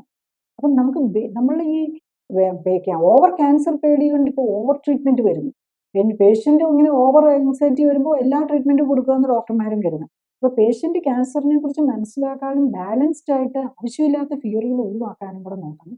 എന്നാലേ ഡോക്ടർമാർക്കും കറക്റ്റായിട്ട് ഒരു ബാലൻസ്ഡ് ആയിട്ട് ട്രീറ്റ്മെന്റ് തരാൻ പറ്റുള്ളൂ. ഈ ഡയബറ്റീസും തൈറോയിഡും പ്രത്യേകിച്ച് ഈ രണ്ട് പ്രോബ്ലംസ്, തൈറോയിഡിൻ്റെ പ്രോബ്ലംസും ഫേസ് ചെയ്യുന്നവർക്ക് ഈ ക്യാൻസർ വരാനുള്ള സാധ്യത കൂടുതലാണെന്നാണ് പറയുന്നത്. അപ്പം ശരിക്കും ഇങ്ങനെ ഈ ഡയബറ്റീസോ തൈറോയിഡോ ഉള്ള ഇഷ്യൂസ് ഉള്ളവർ എന്താണ് അവർക്ക് ചെയ്യാൻ പറ്റുക ഇതിന് ഈ ക്യാൻസർ ഇഷ്യൂസ് പ്രിവെൻറ്റ് ചെയ്യാനായിട്ട്? ഡയബറ്റിക് പേഷ്യൻ്റ് ആണെങ്കിൽ അവർ മനസ്സിലാക്കേണ്ടത് അവരെ കൊണ്ട് തന്നെ കറക്റ്റ് ചെയ്ത് കുറേ മരുന്നുകളും പല മരുന്നൊക്കെ എടുത്തുകൊണ്ടിരിക്കുന്നവർക്ക് തന്നെ ഒന്നും അത് ലൈഫ് സ്റ്റൈൽ കറക്റ്റ് ചെയ്ത് മാറ്റാൻ പറ്റില്ല. പക്ഷെ എൻ്റെ എക്സ്പീരിയൻസിൽ ടൈപ്പ് 2 ഡയബറ്റീസ് പേഷ്യൻ്റ് കറക്റ്റായിട്ട് ഫോളോ ചെയ്യുകയാണെങ്കിൽ അത് കംപ്ലീറ്റ് മാറ്റാൻ പറ്റുന്നതേ ഉള്ളൂ. അത് ഒരു പേഷ്യൻറ്റോ 2 പേഷ്യൻറ്റോ അല്ല, സോ മെനി പേഷ്യൻസിൻ്റെ എൻ്റെ എക്സ്പീരിയൻസ് ആണ്. കറക്റ്റായിട്ട് ചെയ്യുന്ന പേഷ്യൻസിന് ഡയബറ്റിസ് വിതിൻ നമ്മൾ ഈ സെൽ ആക്ടിവേഷൻ പ്രോട്ടോകോൾ നമ്മുടെ ഈ clinically supported life style correction start ചെയ്യുമ്പോൾ തന്നെ ഇൻസുലിൻ ലെവലൊക്കെ നോക്കി, ഇൻസുലിൻ മിക്കവാറും പേർക്ക് ഹൈ ആയിരിക്കും അല്ലെങ്കിൽ നോർമലോ, ഇത് രണ്ടും ആയിരിക്കും ഈ ടൈപ്പ് 2 ഡയബറ്റീസ് പേഷ്യൻറ്റിന്. അവരുടെ ഇൻസുലിൻ ഇഞ്ചക്ഷനോ ഡയബറ്റിക് മെഡിസിൻസോ എല്ലാം നിർത്തിയിട്ട് തന്നെയാണ് നമ്മൾ സ്റ്റാർട്ട് ചെയ്യുന്നത്. പേഷ്യൻ്റ് കറക്റ്റായിട്ട് നോക്കുന്നവരൊന്നും വിതിൻ 1 or 2 days തന്നെ ഇൻസുലിൻ ഷുഗർ ലെവൽ നമ്മൾ വീട്ടിലിരുന്ന് തന്നെ നോക്കുവാണല്ലോ, വിതിൻ 24 hours തന്നെ മിക്കവാറും പേരിലും കറക്റ്റ് ആവും. അതുപോലെ insulin level within a week വരുമ്പോഴേക്കും തന്നെ നല്ല വ്യത്യാസം, അത് എത്ര കൂടുതലുണ്ടായിരുന്നതനുസരിച്ച് നോർമലായോ ഇല്ലയോ എന്നുള്ളതും ഡിസൈഡ് ചെയ്യും. അത് ഡിപ്പെൻസ് ഓൺ ദ പേഷ്യൻറ്റ്. കറക്റ്റായിട്ട് പറയുന്ന പോലെ ഡയറ്റും നോക്കി കറക്റ്റായിട്ട് എക്സസൈസും ചെയ്ത് നമ്മൾ ഈ പഠിപ്പിച്ചു കൊടുക്കുന്ന ഒരു ഓക്സിഫ്ലെക്സ് എന്ന് പറഞ്ഞിട്ട് ഒരു പാറ്റേണിന് പറയുന്നതാണ് ഓക്സിഫ്ലെക്സ് എന്നാണ്. അതും ചെയ്യുന്നവർക്ക് വളരെ ഫാസ്റ്റായിട്ട് തന്നെ ഡയബറ്റീസ് ക്ലിയർ ആകും. അപ്പം അതും മാറ്റാവുന്നതേ ഉള്ളൂ. അപ്പോൾ അത് ക്യാൻസർ വരുന്നതിൻ്റെ മുമ്പാണേലും വന്നിട്ട് ട്രീറ്റ്മെൻറ്റ് എടുക്കുന്ന സമയത്താണേലും ട്രീറ്റ്മെൻറ്റ് ശേഷമാണേലും അതാണ് അവർക്കിനി ഒരു ക്യാൻസർ ട്രീറ്റ്മെൻറ്റ് വരാതിരിക്കണമെങ്കിലും ട്രീറ്റ്മെൻറ്റ് ഇഫക്റ്റീവ് ആകണമെങ്കിലും ട്രീറ്റ്മെൻറ്റ് ഇനി റെക്കർ ചെയ്യാതിരിക്കണമെങ്കിൽ അവരതാണ് ചെയ്യേണ്ടത്. പിന്നെ തൈറോയിഡിൻ്റെ കാര്യം എടുത്തു കഴിഞ്ഞ് കഴിഞ്ഞാൽ തൈറോയിഡ് മിക്കവാറും ഇപ്പോഴത്തെ ഏറ്റവും കൂടുതൽ ഈ തൈറോയിഡിന് തൈറോക്സിനും കഴിച്ചുകൊണ്ടിരിക്കുന്ന ഒരു ഹാഷിമോട്ടോ ഓഫ് തൈറോയിഡൈറ്റിസ് എന്നുള്ള രോഗമുള്ളവരാണ്, അല്ലെങ്കിൽ തൈറോയിഡ് ഗ്ലാൻഡ് എടുത്തു കളഞ്ഞിരിക്കുന്നവരാണ്. തൈറോയിഡ് ഗ്ലാൻഡ് എടുത്തു കളയാൻ ഒരു പ്രോബ്ലം ഉള്ളതുകൊണ്ടാണല്ലോ തൈറോയിഡ് ഗ്ലാൻഡ് എടുത്തു കളഞ്ഞത്. ഒന്നെങ്കിൽ ക്യാൻസർ കൊണ്ടാവാം എടുത്തു കളഞ്ഞത്, അല്ലെങ്കിൽ മൾട്ടിനോഡുലാർ ഗോയിറ്ററിന് മുഴയ്ക്ക് വേണ്ടിയിട്ടാണ്. ശരിക്കും മുഴയ്ക്ക് വേണ്ടിയിട്ട് തൈറോയിഡ് ഗ്ലാൻഡ് എടുത്ത് കളയരുതെന്നാണ് ഞാൻ പറയുന്നത്. അല്ലാതെ തന്നെ നമുക്കത് കറക്റ്റ് ചെയ്യുക, കാരണം തൈറോയിഡ് ഗ്ലാൻഡ് അത്ര വാല്യുബിൾ ആയിട്ടുള്ള ഒരു ഓർഗനാണ്, നമ്മുടെ മെറ്റബോളിസത്തെ കൺട്രോൾ ചെയ്യുന്നതാണ്. അപ്പോൾ ക്യാൻസറിന് അല്ലാതെ ഒരു കാര്യത്തിന്, ക്യാൻസർ ആണെങ്കിൽ നമ്മളിത് എടുത്തു കളയേണ്ടി വരും, അല്ലാത്ത ഒരു സാഹചര്യത്തിൽ നമ്മൾ എടുത്തു വരും. എടുത്ത് കളയാതെ മാനേജ് ചെയ്യാൻ നോക്കണം. കാരണം ഒത്തിരി വലിയ മുഴയൊക്കെ വരുന്നതിൻ്റെ മുമ്പ് ഇന്നത്തെ കാലത്ത് നമ്മൾ വളരെ സ്മോൾ ഒരു നൊടികൾ വരുമ്പോൾ തന്നെ കണ്ടുപിടിക്കാം. അതിനെ നമുക്ക് മോണിറ്റർ ചെയ്യാം. അത് ക്യാൻസർ, ഇനി ആ മുഴ ക്യാൻസർ ആകുമോ എന്ന് പേടിച്ചുകൊണ്ട് തൈറോയിഡിനെ മൊത്തം എടുത്ത് കളയേണ്ട ഒരു ആവശ്യമില്ല. അതിന് നമുക്ക് ലൈഫ് സ്റ്റൈൽ കറക്റ്റ് ചെയ്താൽ ആ മുഴ കുറച്ച് ചെറുതായി വരുന്നത് നമുക്ക് കാണാം. നമുക്ക് സ്കാനിങ് വഴിയും ഫിസിക്കലി ഫീൽ ചെയ്യാം, സ്കാനിങ് വഴി ചെയ്യാൻ ചെയ്യാം. അതുപോലെ ഹാഷിമോട്ടോ തൈറോയിഡൈറ്റിസ് ഉള്ളവരുടെ ഒത്തിരി 30-35 വർഷമൊക്കെ ആയിട്ടുള്ളവർക്ക് ചിലപ്പം കംപ്ലീറ്റ്ലി മെഡിസിനിൽ നിന്ന് വിത്ഡ്രോ ചെയ്യാൻ പറ്റിയെന്നിരിക്കുകയില്ല. പക്ഷേ മെഡിസിൻ മാത്രമല്ല, തൈറോക്സിൻ്റെ അളവ് കുറച്ചുകൊണ്ട് വരാൻ പറ്റും. അതുപോലെ ATG TPO എന്നൊക്കെയുള്ള ഓട്ടോ ഇമ്മ്യൂൺ ആൻറ്റിബോഡീസ് കുറച്ചുകൊണ്ട് വരാനും പറ്റും. അപ്പം അത് കുറച്ചാൽ മാത്രമേ ഓട്ടോ ഇമ്മ്യൂൺ ആൻറ്റിബോഡീസ്, ഇപ്പം നമ്മൾ തൈറോയിഡ് ഗ്ലാൻഡ് എടുത്തു കളഞ്ഞു, തൈറോയിഡ് ക്യാൻസറിന് വേണ്ടി എടുത്തു കളഞ്ഞവരാണേലും അവർ ഫ്യൂച്ചറിൽ ലൈഫ് സ്റ്റൈൽ കറക്ഷൻ ചെയ്തില്ലെങ്കിൽ അവർക്ക് തൈറോയിഡിന് വന്നില്ല, ചിലപ്പോൾ തൈറോയിഡിൻ്റെ തന്നെ സെക്കൻഡറി വരാം, അല്ലെങ്കിൽ വേറെ ക്യാൻസർ വരാം. ഞാൻ പല പേഷ്യൻസിനെയും കണ്ടിട്ടുണ്ട്, തൈറോയിഡ് വന്നു, തൈറോയിഡിന് ക്യാൻസറിനെ ട്രീറ്റ്മെൻറ്റ് ചെയ്തു, അത് കഴിഞ്ഞ് അവർ ആ മുഴ എടുത്തു കളഞ്ഞു, പിന്നെ വേറെ കാര്യങ്ങളൊന്നും നോക്കിയിട്ടില്ല. അത് കഴിഞ്ഞപ്പോൾ ത്രോട്ട് ക്യാൻസർ, അല്ലെങ്കിൽ മൗത്ത് ക്യാൻസർ, ടങ് ക്യാൻസർ, അങ്ങനെയുള്ള പല പേഷ്യൻസിനെയും കാണാറുണ്ട്. അപ്പം നമ്മൾ ക്യാൻസർ ട്രീറ്റ് ചെയ്തു മാറി എന്ന് പറയുന്നതിൽ വരാതെ ഇരിക്കാൻ ആഗ്രഹിക്കുന്നുണ്ടോ, ഒരു ലൈഫ് സ്റ്റൈൽ കറക്ഷൻ ചെയ്യണം. അതൊരു സെൽഫ് ലൈഫ് സ്റ്റൈൽ കറക്ഷൻ കൊണ്ട് മാത്രം ആകുമോ എന്ന് പറയാൻ പറ്റില്ല. കാരണം അത് സെൽഫ് ചെയ്യുമ്പോൾ നമ്മളുടെ ഒരു റഫ് വേയിൽ ചെയ്യുകയാണല്ലോ. അത് സയന്റിഫിക്കലി നമ്മൾ ഈ സെൽ ആക്ടിവേഷൻ പ്രോട്ടോകോളിന്റെയും നമ്മളുടെ ടെസ്റ്റുകളുടെയും ഒക്കെ സപ്പോർട്ടോടെ ചെയ്യുമ്പം അത് ഒരു പെർഫെക്റ്റ് ഒരു പെർഫെക്റ്റ് എന്ന് നമുക്ക് ഒരിക്കലും നമ്മുടെ ലൈഫ് സ്റ്റൈൽ കറക്ഷനും പറ്റില്ല. കാരണം നമ്മുടെ ജീവിതശൈലി എപ്പോഴും മാറിക്കൊണ്ടിരിക്കുക. എത്ര ആഗ്രഹിച്ചാൽ പോലും നമ്മളെല്ലാം പെർഫെക്റ്റ് ആയിട്ട് നമുക്ക് കൊണ്ടുപോകാൻ പറ്റില്ല. പക്ഷെ ഒരു റീസണബിൾ ലിമിറ്റിൽ നമുക്ക് കൊണ്ടുപോയാൽ തന്നെ കൊണ്ടുപോകാൻ സാധിച്ചു കഴിഞ്ഞു കഴിഞ്ഞാൽ അത് എങ്ങനെ വേണം എന്നുള്ള ഒരു സയന്റിഫിക്കലി പഠിച്ചെടുക്കണം. അതിപ്പോൾ ഒരു ഓങ്കോളജിസ്റ്റിനോ അല്ലെങ്കിൽ എൻഡോക്രൈനോളജിസ്റ്റിനോ അവരൊക്കെ ക്യാൻസറിന്റെ ട്രീറ്റ്മെന്റ് മരുന്ന് തരിക, അല്ലെങ്കിൽ ഓങ്കോളജി സർജൻ ആണെങ്കിൽ അത് സർജറി ചെയ്യാമെന്നാണ്. അത് ലൈഫ് സ്റ്റൈൽ കറക്ഷനിൽ എക്സ്പെർട്ടൈസ് ആയിട്ടുള്ള ഒരു ആൾക്ക് മാത്രമേ അത് കോൺസെൻട്രേറ്റ് ചെയ്യാൻ പറ്റുള്ളൂ. ഇവൻ ഞാൻ ഇതിൽ മാത്രം കോൺസെൻട്രേറ്റ് ചെയ്യുന്നതുകൊണ്ട് മാത്രമാണ് എനിക്ക് ഇങ്ങനെ ഒരു റിസൾട്ട് കൊണ്ടുവരാൻ പറ്റുന്നതെന്നാണ് ഞാൻ കരുതുന്നത്. ക്യാൻസറിനെ പറ്റി പറയുമ്പോൾ പൊതുവെ ഇപ്പോൾ എല്ലായിടത്തും നമ്മൾ കേൾക്കുന്നത് എല്ലാവരിലും ഈ പറയുന്ന ക്യാൻസർ സെൽസ് ഇങ്ങനെ ഉണ്ടായിക്കൊണ്ടിരിക്കുകയാണ്. അപ്പം കുറച്ചും കൂടെ നമ്മൾ നോക്കിക്കഴിയുമ്പോൾ ക്യാൻസർ സെൽസ് ആണോ എബ്നോർമൽ സെൽസ് ഇങ്ങനെ കുറേ ഉണ്ടായിക്കൊണ്ടിരിക്കുകയാണ്. പക്ഷെ ഈ എബ്നോർമൽ സെൽസിനെ ഇങ്ങനെ കൺട്രോൾ ചെയ്ത് നശിപ്പിച്ച് അങ്ങനെ മെയിൻറ്റെയിൻ ചെയ്ത് പോകലാണ് ശരീരം ചെയ്യുന്നത്. പക്ഷെ എപ്പോഴോ ഒക്കെ ആയിട്ട് ആ കൺട്രോൾ പോകുന്നതാണ്, അല്ലാതെ പുതിയതായിട്ട് എന്തെങ്കിലും ഉണ്ടാവുന്നതല്ല. ആ കൺട്രോൾ പോകുമ്പോഴാണ് ഈ സെല്ലുകളുടെ കൺട്രോൾ വിട്ടു പോകുമ്പോഴാണ് ഇത് ഇങ്ങനെ ക്യാൻസറായിട്ട് വളർന്നു വരുന്നത്. അപ്പം പുതിയതായിട്ടൊരു സാധനം കയറി വരുന്നതല്ല എന്നാണ്. അപ്പം ശരിക്കും എന്താണ് അതിൽ നിന്ന് ഒരു ഒരു ഒരു വ്യൂവർ മനസ്സിലാക്കേണ്ടത്? നമ്മളുടെ ബോഡി എപ്പോഴും ചേഞ്ച് ചെയ്തുകൊണ്ടിരിക്കുക. മില്യൺസ് ഓഫ് സെല്ല് ഇപ്പം മരിച്ചുകൊണ്ടിരിക്കുന്നു, പുതിയതുണ്ടായിക്കൊണ്ടിരിക്കുന്നു.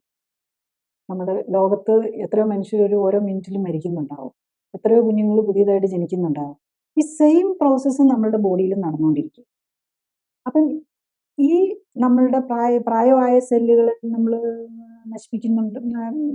ഈ ഫാഗോസൈറ്റോസിസ് ആണ് ഇതെല്ലാം ചെയ്യുന്നത്. ഞാൻ നേരത്തെ പറഞ്ഞില്ലേ, ഒരു നെറ്റോസിസ് എന്നൊക്കെ പറഞ്ഞൊരു പ്രോസസ്സ് വെച്ച് അബ്നോർമലിനെ ഈ നമ്മുടെ ഡിഫൻസിലെ പ്രത്യേകിച്ച് ന്യൂട്രോഫിൽസ് എന്ന് പറഞ്ഞ സെല്ല് അതിനെ ഒന്ന് വിഴുങ്ങുകയാണ് ചെയ്യുന്നത്. എന്നിട്ട് അതിനെ ഡൈജസ്റ്റ് ചെയ്ത് ചെയ്യുകയാണ്.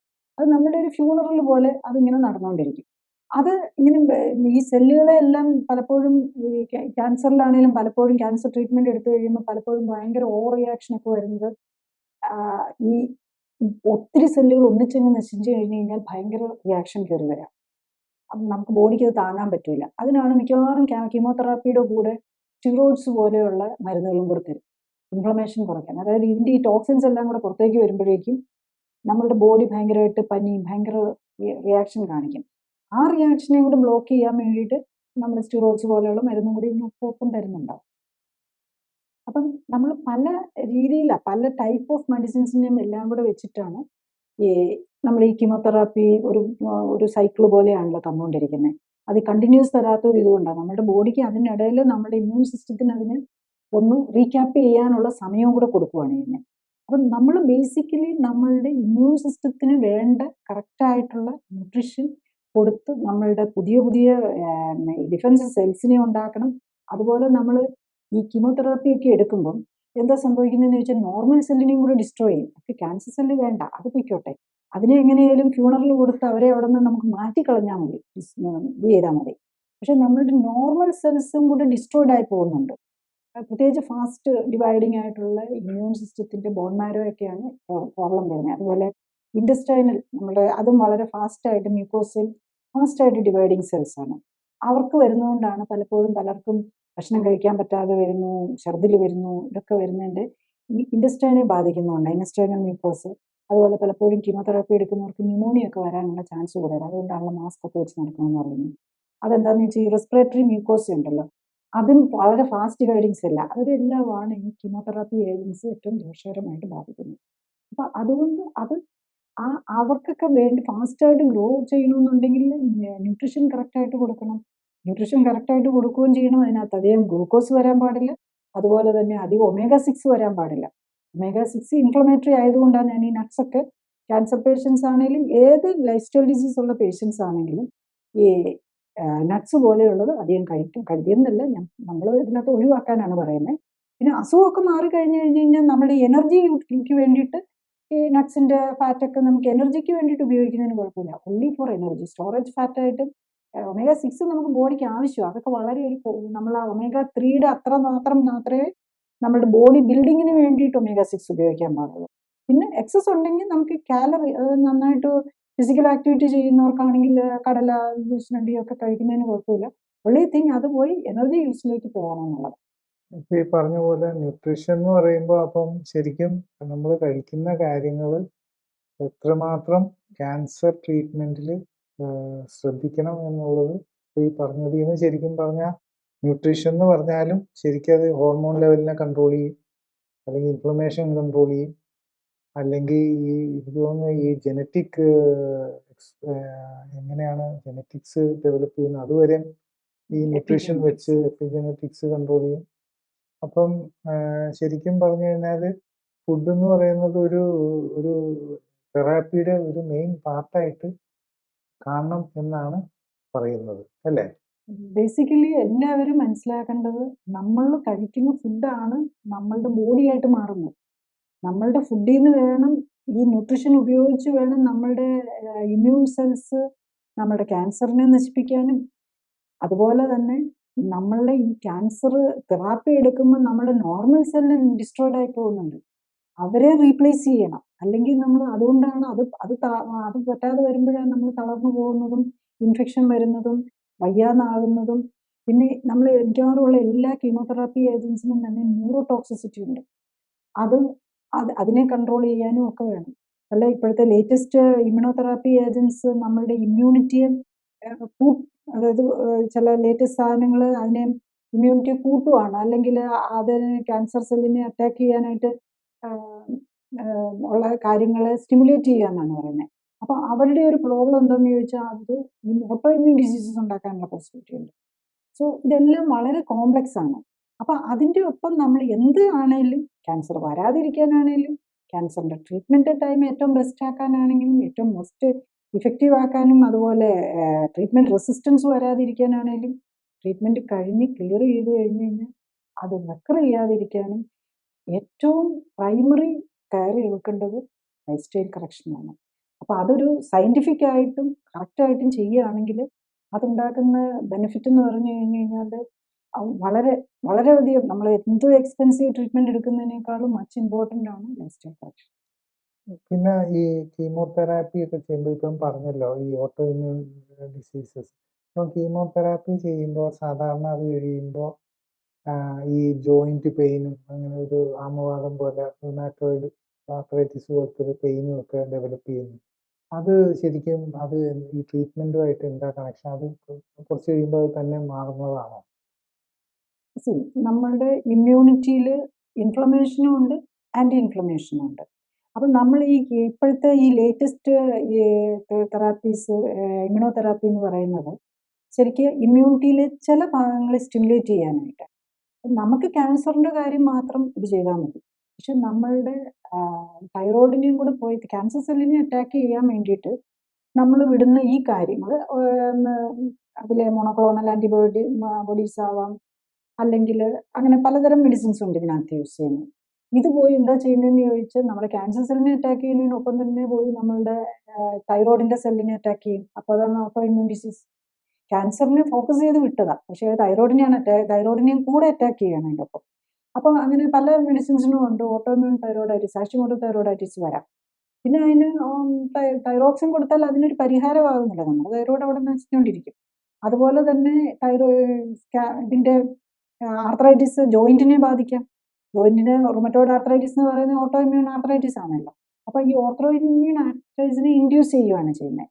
പിന്നെ ഈ ഇതൊക്കെ തീർന്നു കഴിഞ്ഞിട്ടും ചിലരിൽ അതങ്ങനെ കണ്ടിന്യൂ ചെയ്യും. ചിലരിൽ അത് ചിലപ്പോൾ ആ ട്രീറ്റ്മെൻറ്റ് കോഴ്സൊക്കെ കഴിഞ്ഞ് കുറച്ച് നാൾ കഴിയുമ്പോഴേക്കും തന്നെ ഡിസ്പെയർ ചെയ്യാം. അത് ഡിപ്പെൻസ് ഓൺ നമ്മുടെ ഇമ്മ്യൂൺ സിസ്റ്റം റിക്കവർ ചെയ്യാനുള്ള കഴിവ്. അപ്പോൾ അതും നമ്മൾ ഇപ്പം ഞാൻ ഓട്ടോ ഇമ്മ്യൂൺ തൈറോയിഡൈറ്റിസിന് ആമവാദം പോലെയുള്ളതിനൊക്കെ വളരെ ഇഫക്റ്റീവാണ് ഈ സെൽ ആക്ടിവേഷൻ പ്രോട്ടോക്കോൾ വെച്ചിട്ടുള്ള ഈ ലൈഫ് സ്റ്റൈൽ കറക്ഷൻ.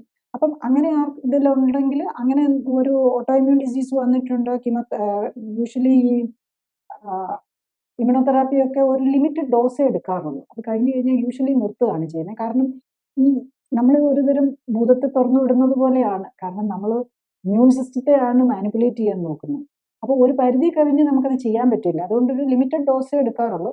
അത് കഴിഞ്ഞിട്ട് അത് കുറയുന്നില്ലെന്നുണ്ടെങ്കിൽ, ആ സിംറ്റംസ് കണ്ടിന്യൂ ചെയ്യുന്നുണ്ടെങ്കിൽ ഡെഫിനറ്റ്ലി, അല്ലെങ്കിൽ തന്നെ നമ്മൾ ഈ ക്യാൻസർ വന്നിട്ടുള്ളവർ ഈ സെൽ ആക്റ്റീവ് ഒരു ലൈഫ് സ്റ്റൈൽ കറക്ഷൻ ചെയ്യേണ്ടത് ആവശ്യമാണ്. അപ്പം ഇങ്ങനെയുള്ളവർക്ക് ഡെഫിനറ്റ്ലി അത് അത്യാവശ്യമാണെന്നുള്ളതാണ്. കാരണം അത് ജോയിന്റിനെയും ഒക്കെ ബാധിച്ച് അത് കൂടുതൽ പ്രോബ്ലംസിലേക്ക് പോകാം. പിന്നെ ഒരു ഓട്ടോഇമ്മ്യൂൺ ഡിസീസ് വന്നു കഴിഞ്ഞാൽ മറ്റുള്ള ഓട്ടോഇമ്മ്യൂൺ ഡിസീസും വരാം. അത് നമ്മുടെ ഓട്ടോഇമ്മ്യൂൺ ഡിസീസ് വന്നിട്ടുണ്ടെങ്കിൽ ഡെഫിനറ്റ്ലി അത് ക്യാൻസർ, നമ്മുടെ ഇമ്മ്യൂൺ സിസ്റ്റം തെറ്റിയിരിക്കുകയാണ്. അപ്പോൾ ക്യാൻസർ റെക്കറൻസിനുള്ള സാധ്യതയും കൂടും. സെയിം ക്യാൻസർ വരാം, അല്ലെ വേറെ ക്യാൻസർ വരാം.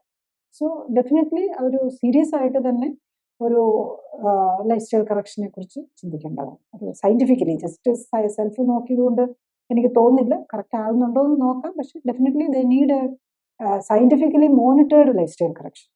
രോഗകാരണം മനസ്സിലാക്കി പ്രബുദ്ധരാക്കുക. ജീവിതശൈലി ക്രമീകരണത്തിലൂടെ രോഗങ്ങളെ മാറ്റുക. കൂടുതൽ ഹെൽത്ത് വീഡിയോകൾക്കും ശാസ്ത്രീയമായ ജീവിതശൈലി ക്രമീകരണ അറിവുകൾക്കുമായി സബ്സ്ക്രൈബ് ബട്ടൺ അമർത്തിയ ശേഷം ബെൽ ബട്ടൺ അമർത്തുക.